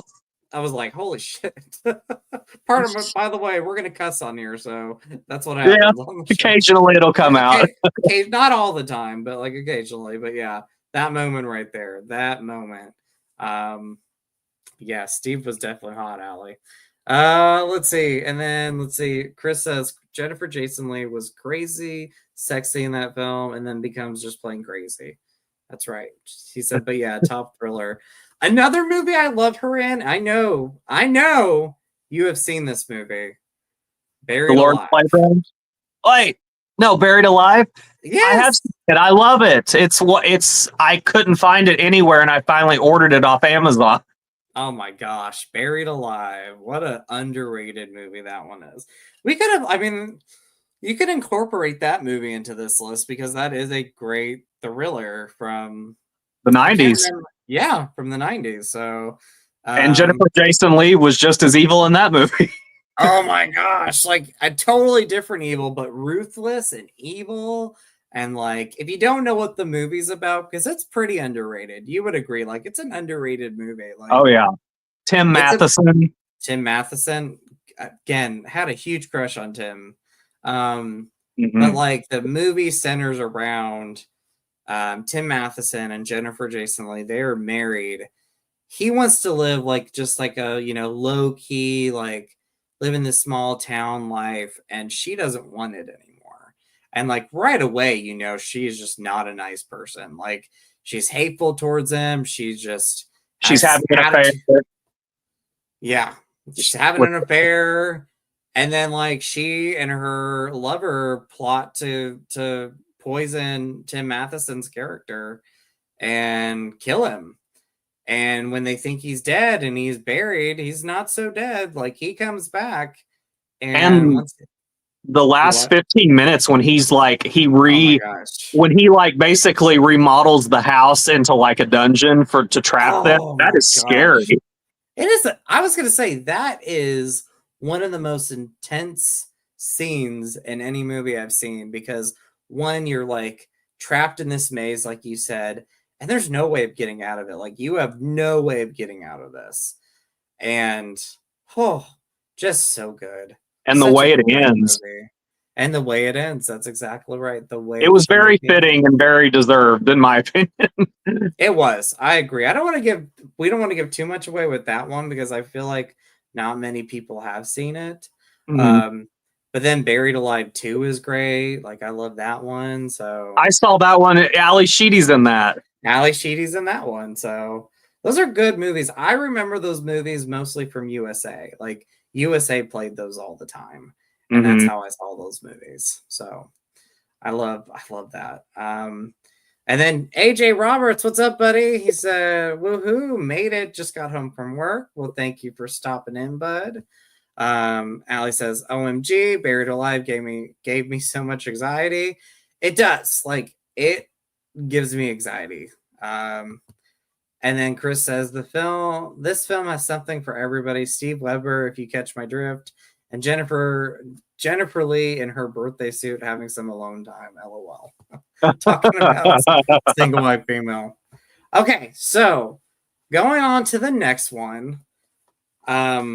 Obviously one of the most famous movies in the 90s era came out in 1992.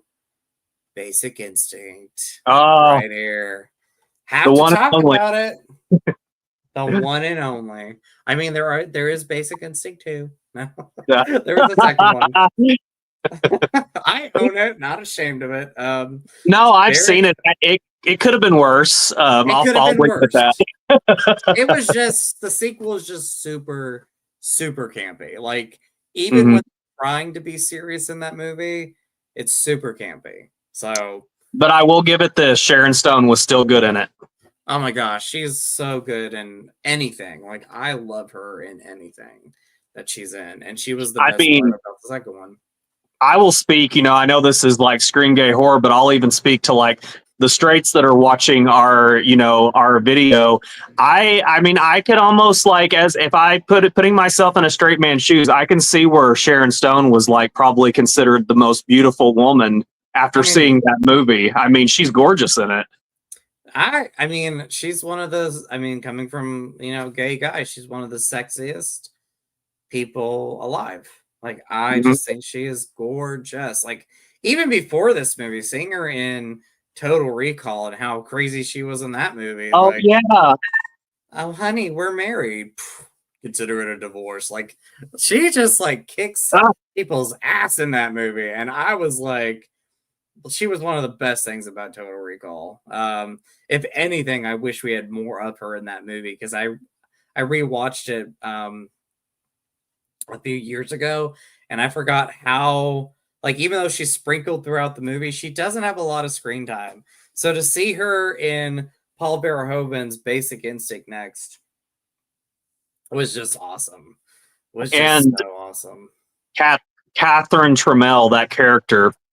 That Oh, is just, iconic. I think it's one of those things where no matter what other movies she does, it's almost impossible not to think of her as Catherine Trammell at times because she was so good in that role.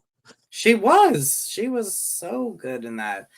She plays such a like throughout the movie if you've seen it, if it's your first time watching the movie, you go back and forth. Like, at least for me, when I first saw it, you go back and forth. You're like, is she the killer? Is she doing this? Like, is she a villain or is she just innocent? Like, just happened to like be You caught up can't in this web.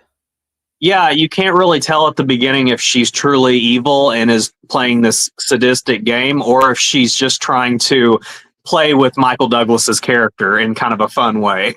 I know. Like, and like, it's a very serious movie, but like, there's obviously the camp there. And when the camp is there, it is perfect. It's all those one liners that she has, or some of like the over the top, I'm just saying make out scenes in the movie.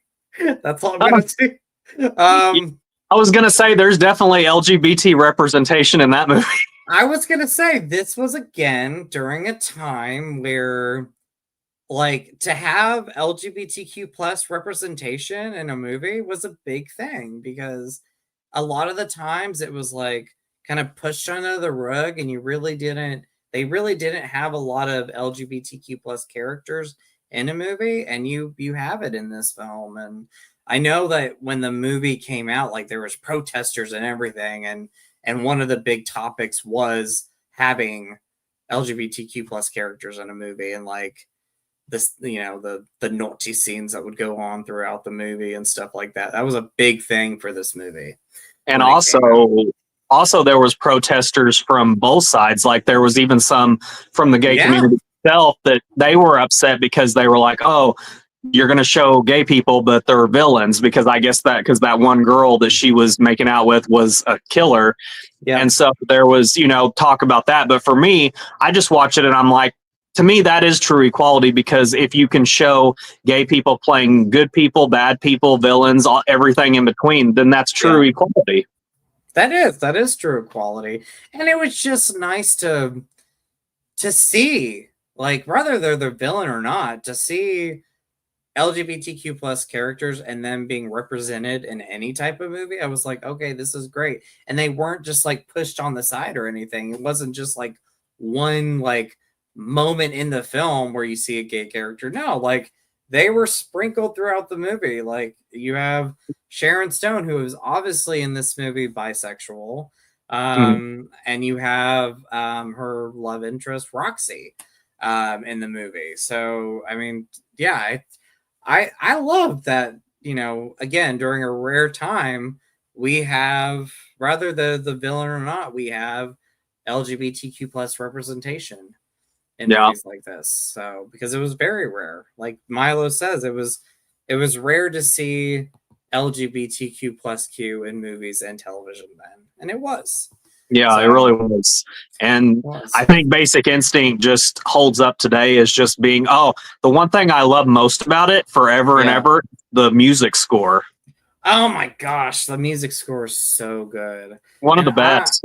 One of the best. Yes, like that is, one of my favorite things about any movie is great music. And music is a character in a movie, and it really can sell a film, and the music sells. It's one of the things that sells this movie is the music. I agree. So good. And then of course Michael Douglas talking about daddies, like he was true daddy in this. And like the scene, oh my gosh, and like the scene, the moment in the club is like one of the best moments. Because again, you talk about music. I don't know what the song is that's playing, but like, I know what you're talking about. Sharon Stone is like grinding up against Michael Douglas, and like, are you talking about the scene where when she's dancing with him, and then you see her bisexual lover going like this? Yeah, Roxy's like, "What the hell are you doing right now?" He's like dancing, and she's like looking back and forth. Oh my gosh, I know. And the great thing about Michael Douglas in this movie is like he's agging on Roxy because he knows that it's getting to Roxy too, and like she's just like pissed. She's like, "What are you doing?" I know that his character is so unique because it's like he's supposed to be like the kind of the one that we're seeing the movie through his eyes, and he's the detective and he's the one going through it, but he's also not 100% a good guy himself. No, I was gonna say, like, that is the thing. He is not 100% a good guy, because one, like, even like when he's like, with Catherine Trammell, he's treating her like crap sometimes. Mhm. And then you have his love interest in this movie. I can't remember the actress's name, but like, she really truly cares about him, and he's a jerk to her sometimes. Like the Yeah, scene there was where he kind of somewhat, attacks, but I mean, it turns into something else. And she says, yes, you've never been like that before. Or she says you weren't making love or something. And it was a different kind of dynamic. Yep. Yep. So, and then like he, if he doesn't like, oh well, where was I going? Well, he will believe pretty much anything Catherine Trammell says over the people that are in his life. Like, he's known this other woman for a long time, and Mhm. like he's believing Catherine Trammell over her. Or his friend, the other police His detective. friend, yep, like he's just getting caught up in her Catherine Trammell's web, and like he will pick her over anybody else that has been in his life for a very long time. So I gotta say though, those sex scenes were hot. they were hot. They were very, very That hot. I have to say, like looking back at just some of the '90s thrillers and some of just that movie, I will say they knew how to. Not to say, I know a lot of people hate these movies, but 50 Shades of Grey was kind of hot, but like Basic Instinct was really hot. It was 10 times, like 100% hot. Like I was like, Yeah. because I remember as a kid, or I remember hearing about the movie, and like everybody was like, my mom let me watch horror movies when I was a kid, but there were certain movies that she was like, nope, you can't watch it, and Basic Instinct was one of them, and it was because of those scenes. And I remember watching it as a teenager, and I'm like, yep, I know why my mom was like, nope, you can't watch these, because it was hot. Like I was like, dang. I'm actually kind of surprised it got away with an R rating.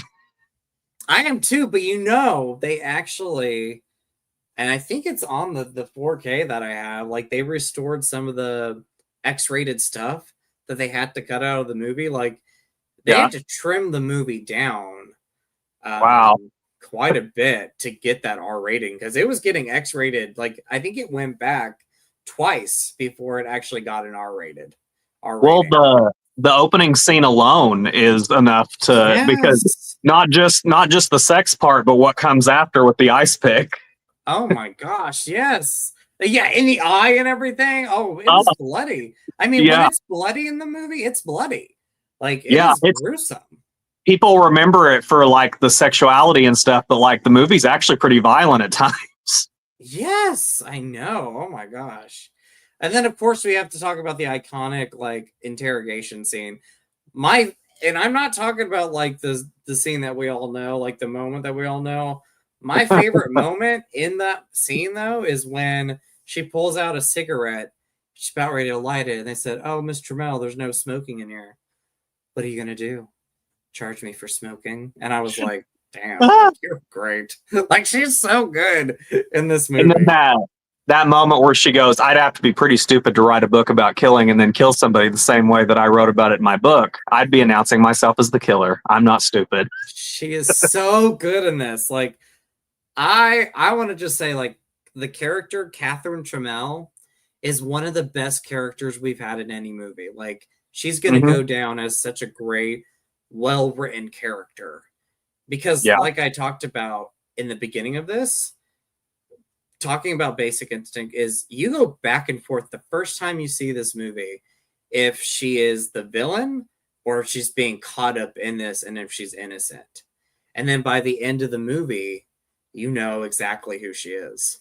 Right. And they do it just enough. Like she has those moments of, excuse me, she has those moments of vulnerability at times that make you think that she's not, quite as demented as what they make her out to be. But at the same time, she loves just, kind of flirting and playing the game. And so you just know that you always feel like she's up to something without really knowing what it is.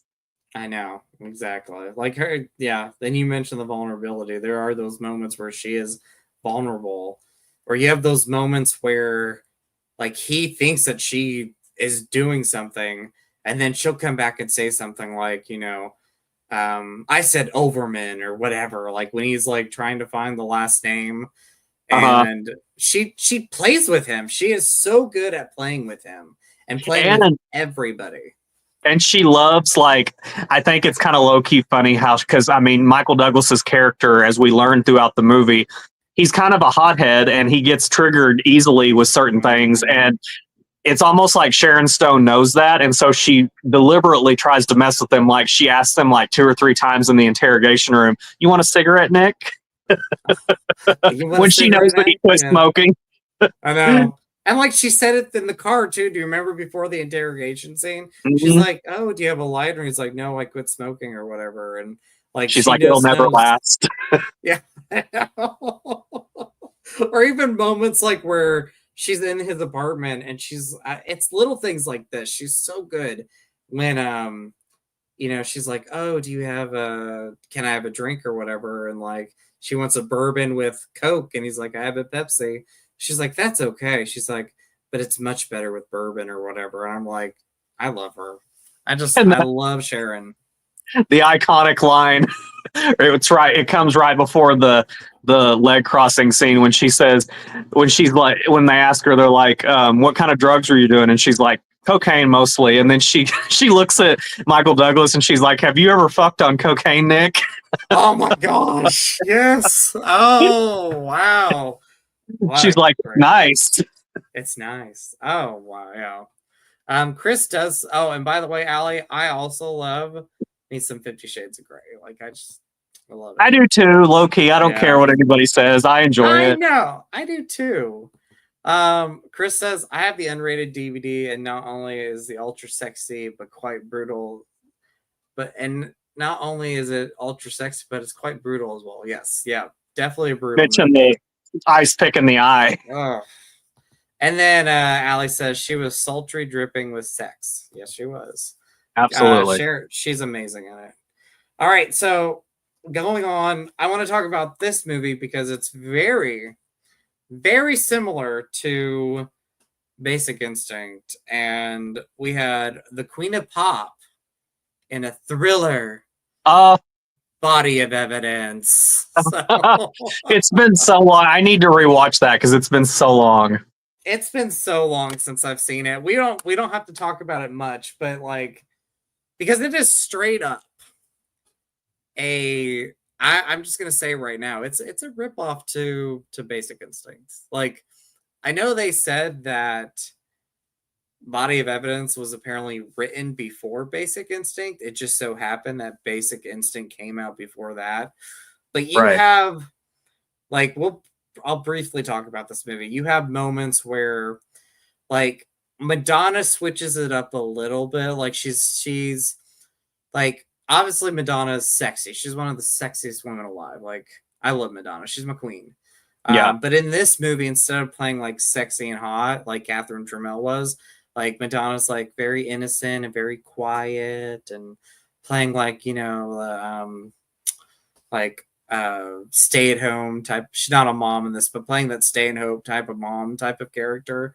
And then you have William Dafoe in this movie, who sorry, William, I don't find him attractive, but like she was like, I know. when the movie was being made, Madonna's like, "I want William Dafoe in this part," and I was like, "Hey, okay, there's somebody, there's somebody for everybody." That's right. I mean, and people might find him sexy. I'm not. I love him as an actor. I think he's wonderful. I mean, Speed too. It gets a lot of hate, but he's a great villain in it. But he was essentially the Michael Douglas character in a way. In this movie, yes, Body of Evidence. And he's great in the movie. Like, he's really good in the film. Madonna's really good in the movie because she just plays campy quite well. Julianne Moore's in the movie. The Michael Douglas's wife from Fatal Attraction's in this movie. So, like, there's a great cast in this, but there are moments in this movie where you're just like, this is straight up Basic Instinct ripoff. And it's like moments where, okay, here we go. So in Basic Instinct, you have that moment where she says, "Have you ever fucked on cocaine, Nick?" And he's like, "No." And she's like, "It's wild," or something like that, or "You should try it." In this movie, It cracks me up. Me and my friend Doug always laugh at it. Madonna turns to William Dafoe in the car and she says, "Have you ever watched animals make love, Nick?" And he's like, "No."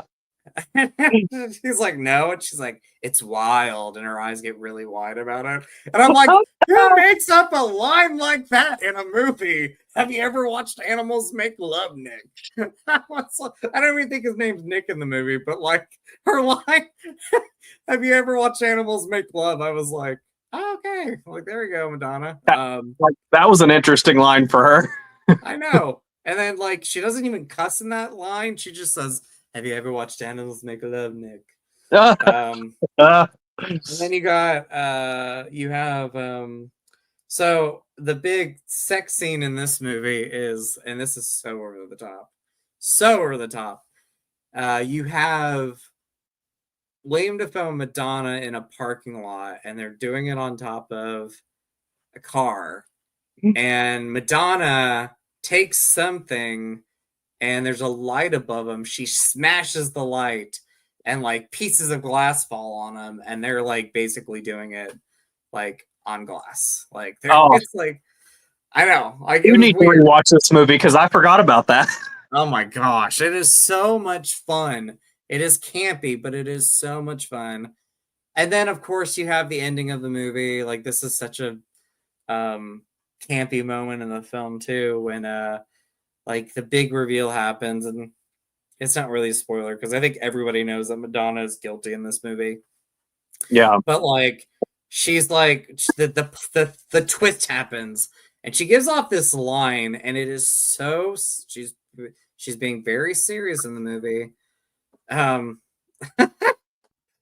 She says, and part of my language, she says, "I fucked you, I fucked him, I fuck." And I'm like, Madonna is just so campy in this, and I love it. I just love she it. can deliver those lines with relish. She can, and she's very serious about it. Like, I know people give Madonna flack about her acting, but I love her in Desperately Seeking Susan, and I love her in Evita, and The I Next love her in Best Thing. The Next Best Thing, and she's even great in this. I mean, it comes off campy, but she like plays it off serious, and like I love Body of Evidence. It's again a straight up ripoff of Body or Basic Instinct, but it's good. So what's another movie you have? So my next movie is one that I did want to talk about a little bit in detail because I just rewatched it night before last, The Crush. Yeah, I love The Crush so much. I have The Crush right here. Does it not have like one of the coolest posters? I love this poster so much. It really does. It's one so of the glossy and cool. Yes, it is. I love this movie. Oh, Ali says A League of Their Own with Madonna. She's great in that one too. Yes, that's one of my favorites with her. Mine too. But The Crush. Let's talk about this. So you give me your thoughts first. What do you love about this movie? So it's really funny because I kind of had an interesting introduction to this movie. I grew up, and of course, I knew Alicia Silverstone as a kid from Clueless. I had seen that movie countless times, and I remember when I was little seeing The Crush on TV. I watched it with my dad, and we thought it was a good movie and everything, but like I grew up and I was wanting to watch it again. I was like, I want to watch that movie, The Crush. And so when I was a teenager, I went out and rented it, and I was like, I never knew that the girl, the crazy girl, was Clueless. I didn't put it together that it was the same girl from Clueless. Same. Like Clueless obviously was the first thing I ever saw Alicia Silverstone in.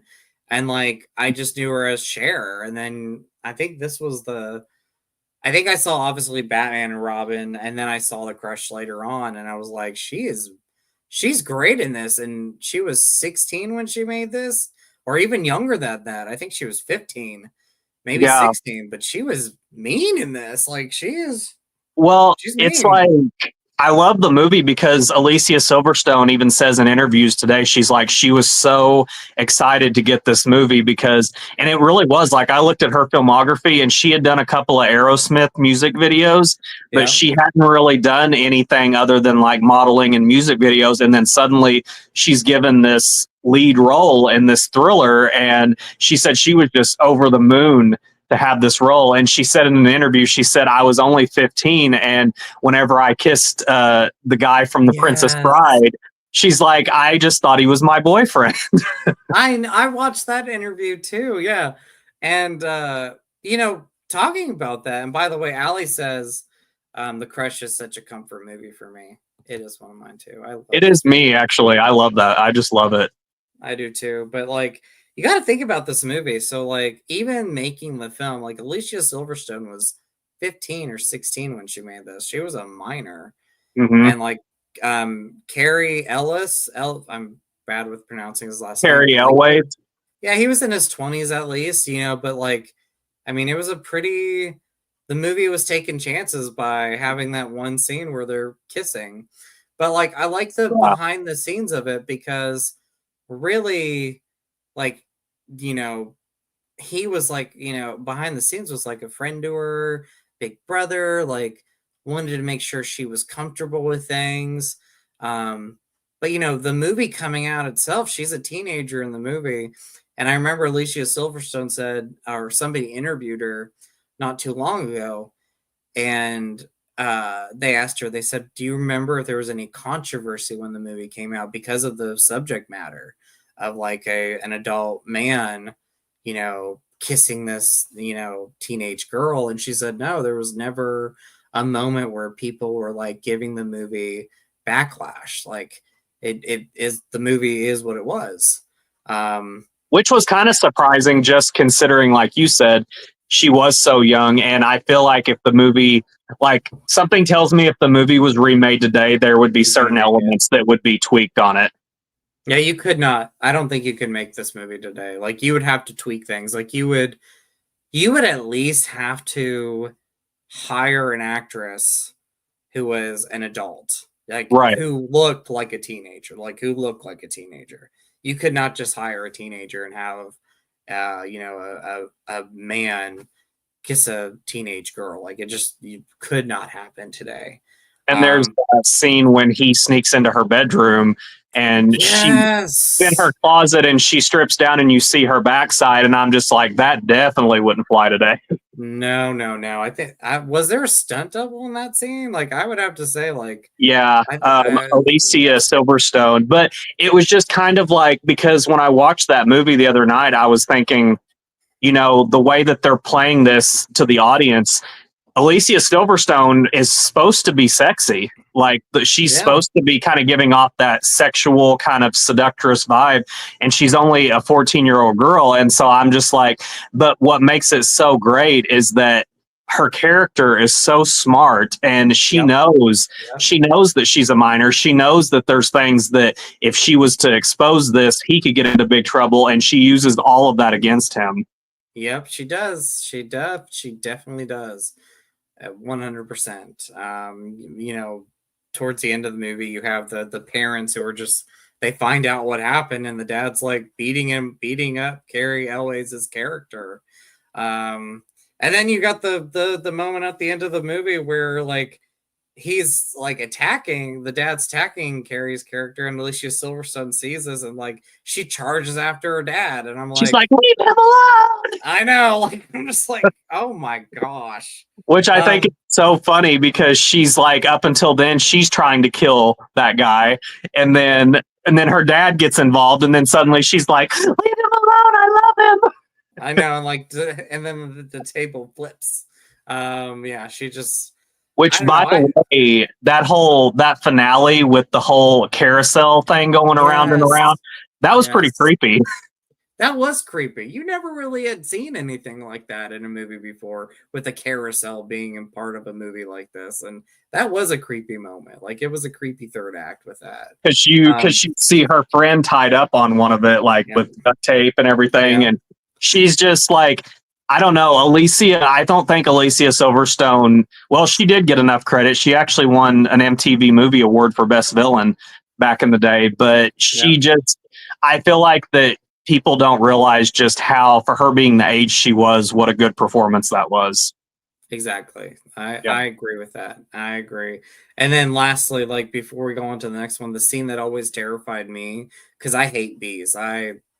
No, bees Mhm. terrify me. So I don't hate bees, but this movie like makes you scared of them because you got the scene where Jennifer Rubin's character, who Nightmare on Elm Street 3, Yeah. she's the love interest of Carrie Elways' character and knows that there's something wrong with Alicia Silverstone's character. Like there's just something there, and Alicia Silverstone tries to kill her by putting bees Bees. in her dark room and trapping her in there. So pretty terrifying stuff. Terrifying stuff. I love The Crush. Such a great movie. Such a simple title and such a simple premise, but so effective. It is so effective. Milo says you would have to change more than a few these days. Yes, I mean this movie again came out in the 90's. There was not a lot of like backlash with it, but today if they made it, they would have to do a lot. And then Allie says the third act with the carousel. Who keeps one of those in their house? Yeah, exactly. Who has a Right? carousel in their house? It was so random. I know. Like I was like, who just has like a carousel just sitting in their attic? Okay. So up next, and we got several, so we'll try to go through these pretty quick, but Poison Ivy. Drew. Woo-hoo. Drew Barrymore, like this was her bad girl era. Like this Oh was yeah. her, and I hate to say that because I know she was going through a lot at this time personally, but like this was her bad girl era. Like, um, we That was know. definitely not never been kissed vibes. Oh no, for sure. Yep. Oh yeah, that was the movie I made you see, Milo. Yep, in college. But yeah, I mean, this movie and Drew Barrymore and Sarah Gilbert and the cast. I mean, it's an awesome movie. Like I love Poison Ivy. I rewatched it when I got this on Blu-ray a couple years ago, and I forgot how good this movie was. And um, Drew Barrymore doesn't really play it off like a Catherine Chamel or anything, but but she plays this like she has this innocence about her, but she's when she wants what she wants, she'll go after it. Hmm. Um, and she could And be mean. yeah, and it really shocked me because I liked how, because at the beginning I really felt like that her and Sarah Gilbert's friendship was for the most part pretty genuine at the It beginning. was, Like yeah. it felt like they actually were good friends and they liked, getting to know each other and everything. But I think that Ivy saw an opportunity because Sarah Gilbert was from a wealthy family and she had, a mother who was passing, which I got to say, the scene where she pushes the mom, like that kind of Oh, that really shocked me. that shocked me, and it's probably the most heartbreaking scene in the movie. That's when you really understand, like, I guess I never really saw her as being super bad up until that point, but then after she did that I was like, yeah, she's got a few screws loose. She's got a script. Yep, exactly. Like that was the moment where I just felt like she is the villain of this story. Is like when she kills the mother. And she befriended the mother. Like she was friends with the mother, and Hmm. like The mother trusted her. yep, like the mother trusted her. Like almost trusted her more than her daughter, and even her husband. Another daddy, And by the way. another Tom Skerritt. Yes, he was. Oh my gosh. Yes.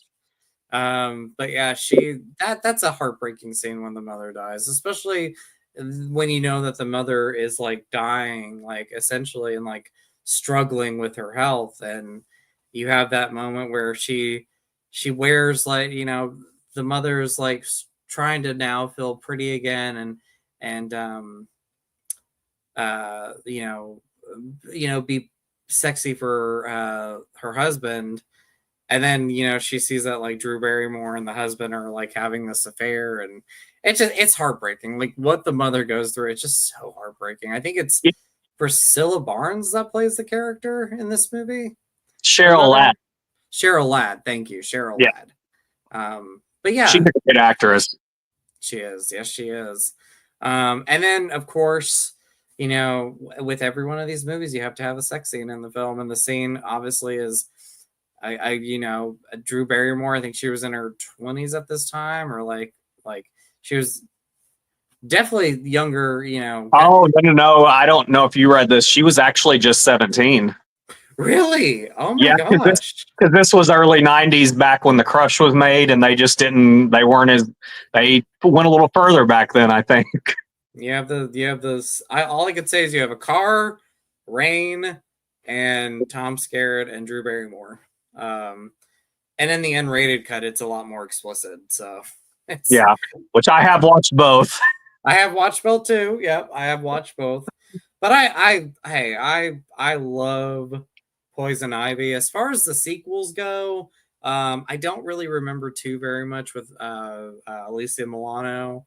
I don't remember liking that one. I remember watching a lot of the hot, sexy scenes, but that was about it. I think that's all that movie was. Like, there really wasn't a plot too much going on there. It was just more of like sex and, that's all. But I did love the third one with Jamie Presley. Yeah, that was great. It was I don't think it went to theaters. I think it was straight to video, but I thought that was like, if you were gonna say what is the best sequel, I mean, that's the best sequel. They did a great job with that. So, is there any movies on your real list that you want to talk about? There is actually one that came out, and we talked about Cape Fear earlier and Jessica Lange. Do you remember the movie Hush? I remember it vividly. I don't remember that one too much, but I remember small moments with it.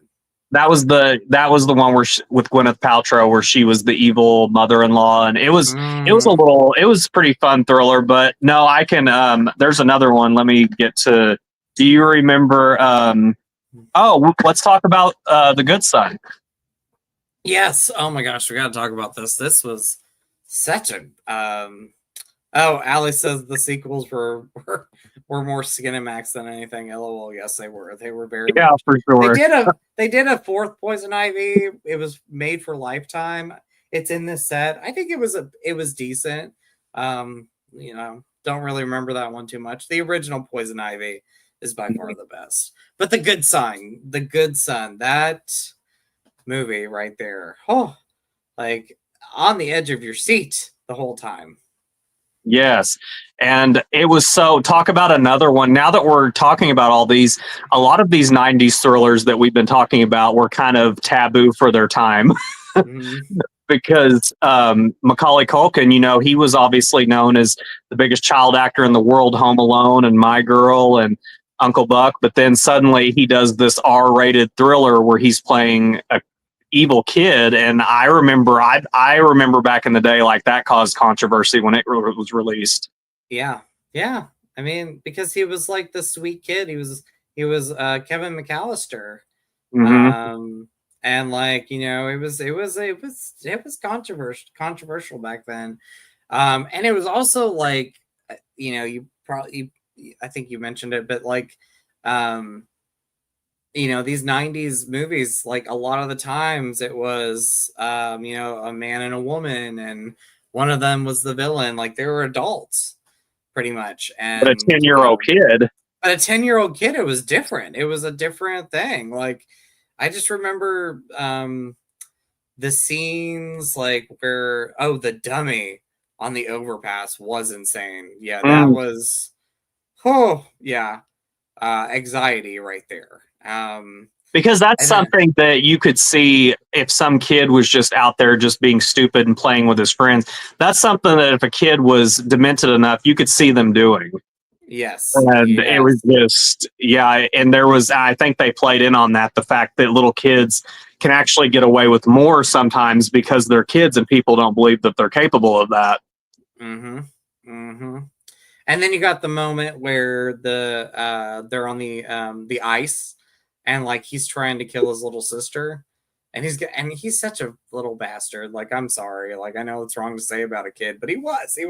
He was mean, and like he tried to kill his sister and kill his baby brother a year before. So, I mean, but him being, he's evil in this movie, but Macaulay Culkin gave such a great performance in the movie. And Elijah Wood. Elijah Wood gave a great performance. And like it's heartbreaking for him because he knows who he is. He knows who Macaulay Culkin truly is. And everybody around Macaulay Culkin doesn't want to believe that. Mm-hmm. So, I mean, the performances are so great.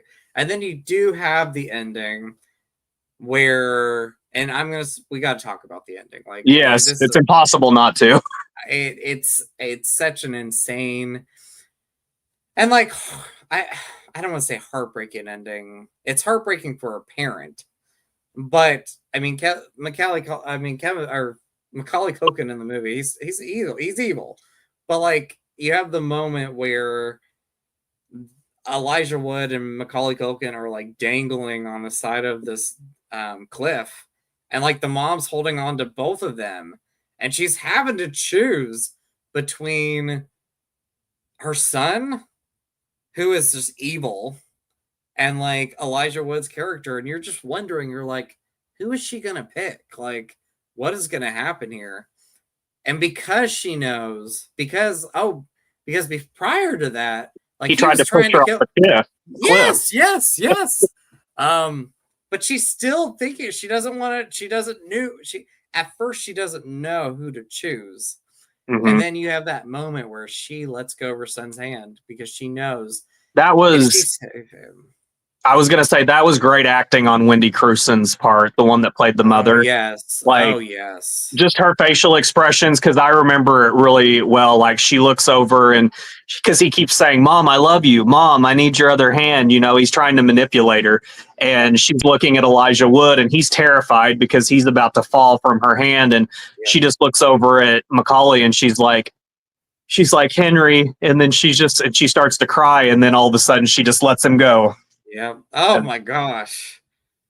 As a parent, even though your son tried to kill you, as a parent, that is heartbreaking because it's like, yeah, because what kind of I could see how.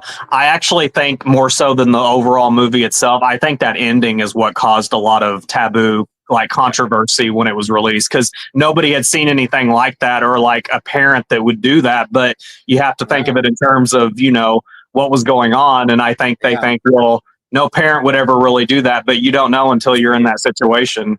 I know. And you got to save the kid that is this innocent kid, because if she would have let go of Elijah Wood's hand, you don't know what would have happened. And this was an innocent kid.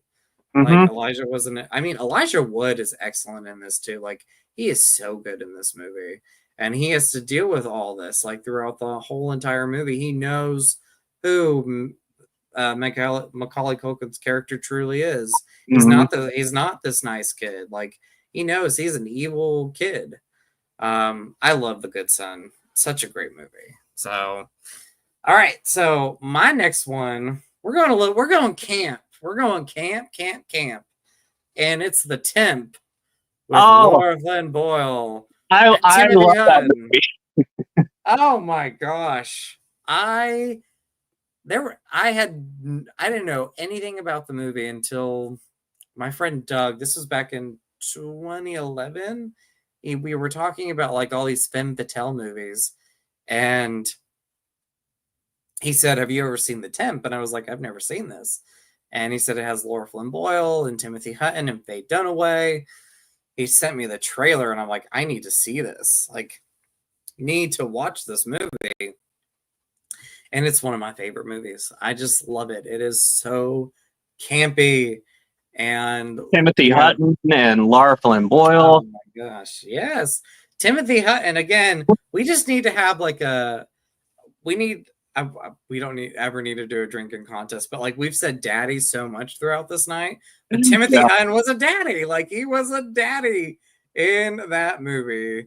He was a hot man, and I was just like, I love him in this. Like, oh, gorgeous. I mean, Timothy. I wish I could find. Do you know if that movie's on streaming right now, or if it's? It is. I think so. Let's see. It's probably on Tubi or something, but I need to rewatch that. I love The Temp. Let's see. Is it streaming? Let's see. The Temp, 1993. It is. You can rent it on Amazon Prime for $3.79. So Oh, it's very good. almost, yeah. Let's see, all of us when daddies are mentioned. That's true. I mean, there's a lot of daddies in these movies. Let me tell you. Let me tell you. That's probably why I watch them so much, I do numerous too. times. I do too. What I love about the temp though is, I mean, Ali said, if the name fits, I'm like, that's true. I mean, that's true. There's a lot of daddies in these movies, and I'm for it. But what I love about this is it takes a different approach on the femme fatale 90s thrillers because it the premise of the movie is about getting to the top Mhm. and of business, and you'll do anything you have to do that. So you have Timothy Hutton's character. He's like this big businessman. He works in marketing, very highly regarded in his line of work. And this temp comes along, and it's Laura Flynn Boyle, and she's the brief assistant. And she like plays it off like, oh, I'm in love with this guy. Like, I want this guy to pretty much believe that that I'm in love with him. And the whole time she's doing it, and I truly think at one point she is in love with him, but really what she's wanting is she wants to get to the top. She wants to go from temp to take his job and go further than that. It's And kind she'll of do it. similar. It's kind of similar to Disclosure. Remember that movie? Yeah. Well, I don't think I've ever seen that one. I think that's one of the movies I've never seen out of You these should 90 definitely you should put it on your list because if you like The Temp, you would like that one. I'll have to check it. Demi Moore's in that one, right? And Michael Douglas is in that. And Demi Moore's evil. I hear she is in that. Oh my gosh. But the temp is a great one. Like, a lot of people would not say that the temp is great. A lot of people would consider it like a bad movie. Tom Holland, who directed Child's Play and Fright Night, directed this movie, and like he's not even a fan of it. Like he came back and did an interview, but he talked about like how the movie had like reshoots, the ending was different, they made him change the ending. Like, he talked about like when he signed on for the film, it was like he thought it was going to be a great movie, and then when the movie wrapped and it was released, like he pretty much like said it was crap. Like, this wasn't the movie that he signed up for. Right. But I remember meeting Tom at Scarefest last year, and I had him sign my Fright Night poster. And obviously, known for Child's Play, I love that. And he's a legend, like super nice guy, legend in this business. Wrote Psycho 2. But I told him, I said, I know this, you directed one movie that I absolutely love that not many people talk about. And he thought I was going to talk about Cloak and Dagger. And I said, no, like I said, I am a fan of the temp. And he turns to his son and he's like, wow. He said, wow. And he meant this in a complimented way. He Yeah. said, wow, no one's ever said anything about the temp. Like, no one's ever brought that movie up. Wow. And That like, is surprising. yeah, he said, no one's ever talked about this movie. And he talked about how he just didn't, he had a great time working with certain people, but the filming experience just wasn't what he signed up for. And I remember after I met him and like took a picture, like super nice guy, like one of the best people I've ever met. I remember after meeting him, like talking to his son, and I said, I know that like your dad's not fond of this movie. And he said, yeah, it's okay. He's like, pretty much he's just said that like this movie right here, like just wasn't one of the he expected this movie to be different and it turned out to be something else. So Right. but I love the temp going on. I just love it. You got Faye Dunaway in this movie who was like so Oh, campy that's in right. it. I forgot. Yes. She's Love Faye so Dunaway. I do too. Like, she gets a lot of hate. Like, a lot of people say she's the mean girl, like the mean woman in Hollywood. And yes, she's got her diva moments, but I got to tell you what, she is a great actress. And she And delivers. you what? And she delivers. And she delivers. And she's worked so hard to get where she is. Like Mhm. one of the strongest women in Hollywood. But I love her in this. Like she's so campy in this movie. And you get to that third act of the film where you're like, who's the real villain here? And all I'll say is like there's a perfect moment with Faye. And she's talking to Timothy Hutton, and there's this like scene that's a lot of things are going on, and she just looks at him and she says, the picture, and like falls to the ground and like gives us like serious but campy performance. And I'm like, oh my gosh, like it is so funny. But yeah, the line is the picture. Like, Love it. cool every time. So I love the temp. It is such a great one. So what's another one for you? Well, I was going to ask you, how would you feel about, since we're kind of going over the 2 hour mark, how would you feel about doing a part two of this with finishing up what we hadn't talked about, as well as maybe talking about some of the 2000 thrillers of that same genre? I would love it. I absolutely would. So that's awesome. But can we wrap it up with one movie because it is in our yeah. thing now? So we got to talk about it.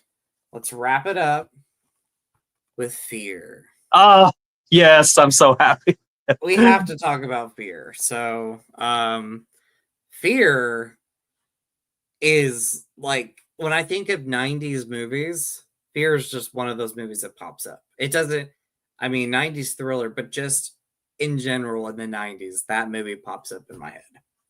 It was so like Fear is it's a lot of things to me. Like it was kind of like my gay awakening and not just from Mark Wahlberg, by the way, but from William Peterson, who played the dad. Yeah. I mean, he was also very good looking, and you have a young Reese Witherspoon who was kind of up and starting her career. And I don't know, I love everything about it, from the music, from the acting, from the way that the story progresses to the last 20 minutes when it just goes all out crazy home invasion, and it's just so suspenseful. Yeah. Oh my gosh. Mila said another daddy. Oh yeah, the dad was a daddy for sure in this. Like, whew. For sure. You've never seen it. You have to watch it. You have to watch it immediately. And Allie says, yes, that was awesome. That would be awesome. Yeah. Fear is awesome. Fear is such an awesome movie. But yeah, like you said, the last 20 minutes, crazy. Like crazy. And again, I don't like animals dying in a movie, but there is a moment. Like it's the hardest moment. It's one of the hardest moments in the movie to watch. But like it does set the third act off on a very creepy note. It does. It really does. But you have fantastic performances. I love Reese Witherspoon in this movie. So heartbreaking what she goes through in the film, but I love her. You have Alyssa Milano, who I just sympathize with in this movie. Like I know, like she doesn't do always the greatest things as a friend to Reese Witherspoon's character, but like you sympathize with her. Like there's a moment in this movie where she's trying to talk to Reese Witherspoon's character, and she's like, "You're my only friend," and I just bawl my eyes out. And then the very next scene is like her with Mark Wahlberg, and he's so mean to her. Oh, I know. Like he even smacks her on the head like before he drags her out of the car, and it's just like he gets so violent. He does. And then of course Mark Wahlberg in this movie, like he first of all, he still has his accent in this movie, like during this time period. So you have that like thick, like New York accent, whatever you want to describe it. Like it's there, like it's still there. This was like in his singing Good Vibration days.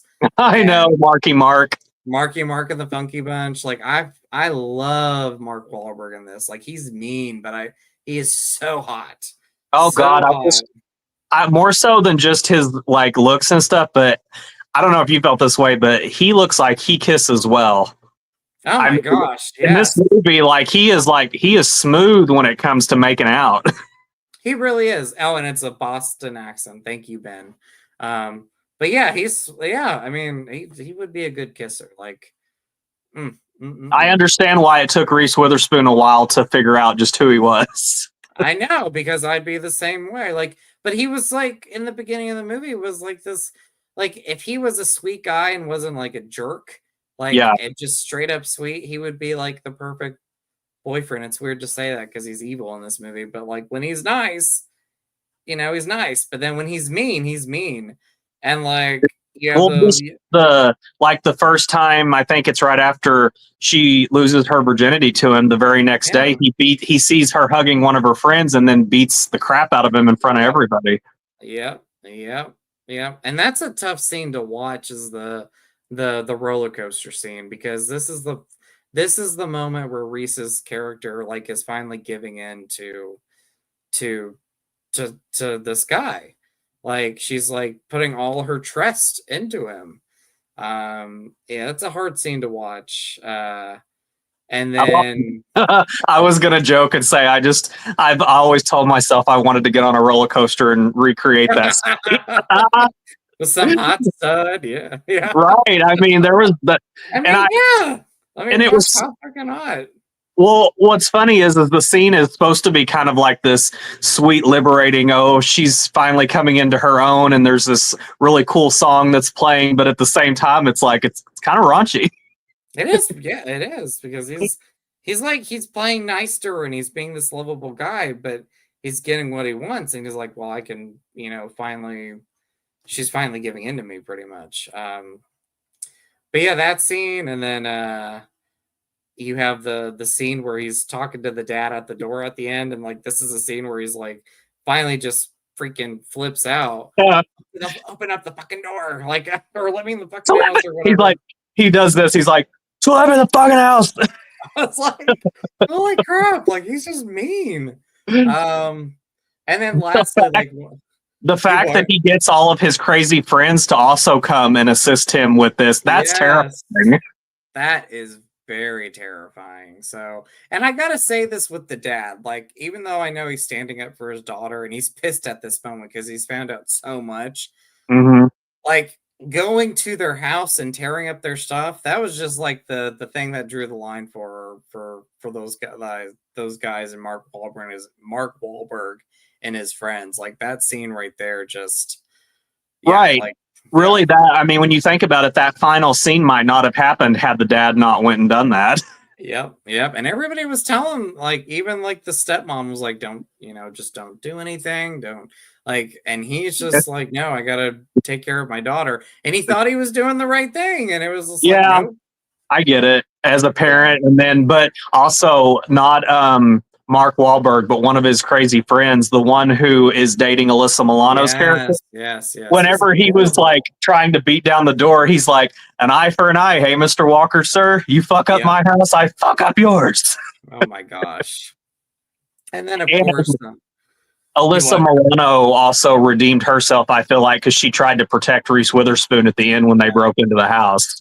Yeah, and you really again sympathize with Alyssa Milano's character because yeah, she's like the rebel friend and she doesn't make a lot of the smart choices, but like it's heartbreaking. She has some of the most heartbreaking scenes in the movie because she's one with this jerk of a friend that Mark Wahlberg has that just he treats her horribly.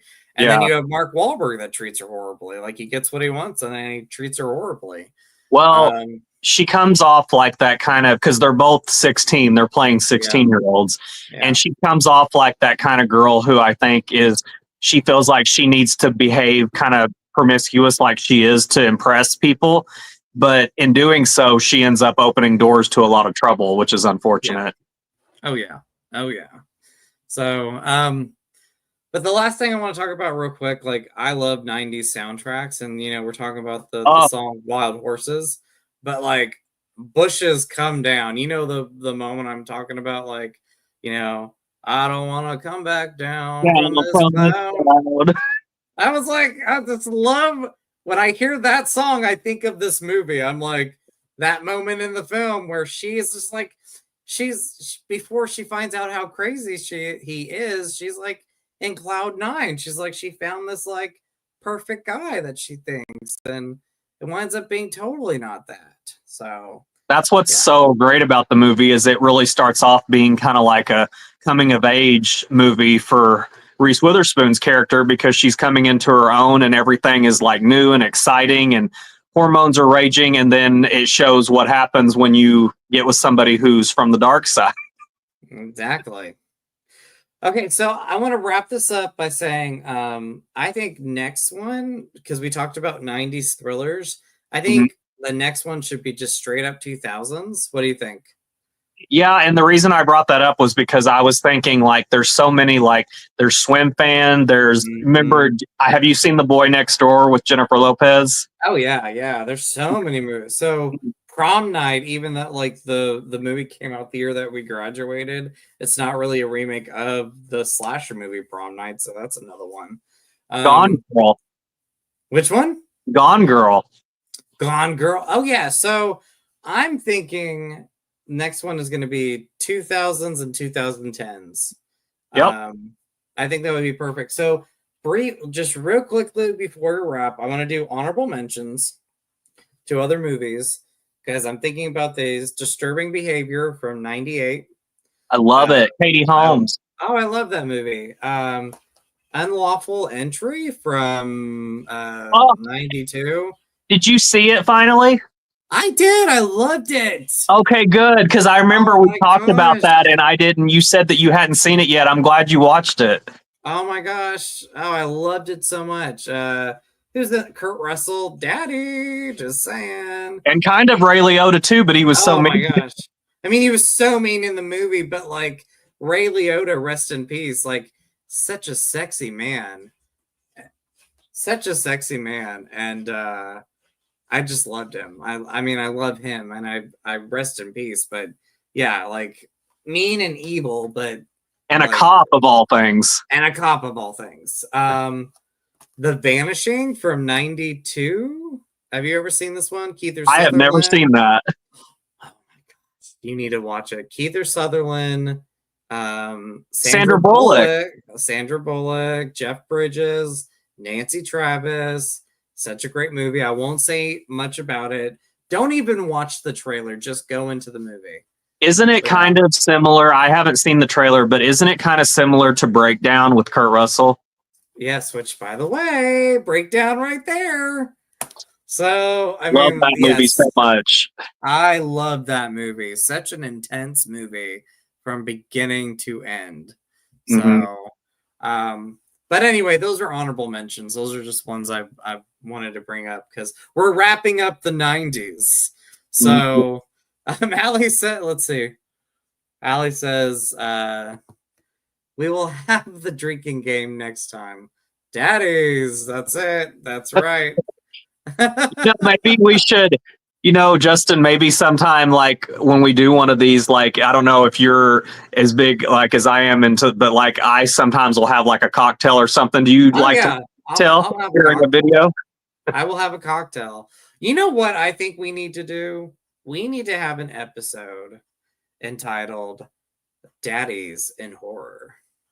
I mean, it's Scream Gay Horror after all. I know. I think we should. I mean, come on.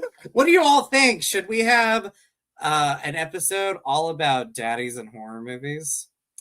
I think because that could open up a lot of doors to all kinds of movies. Oh, my Lanta, yes, it can. So, I know one that you're going to bring up. It's going to be Fright Night. Oh, hell yes, I am.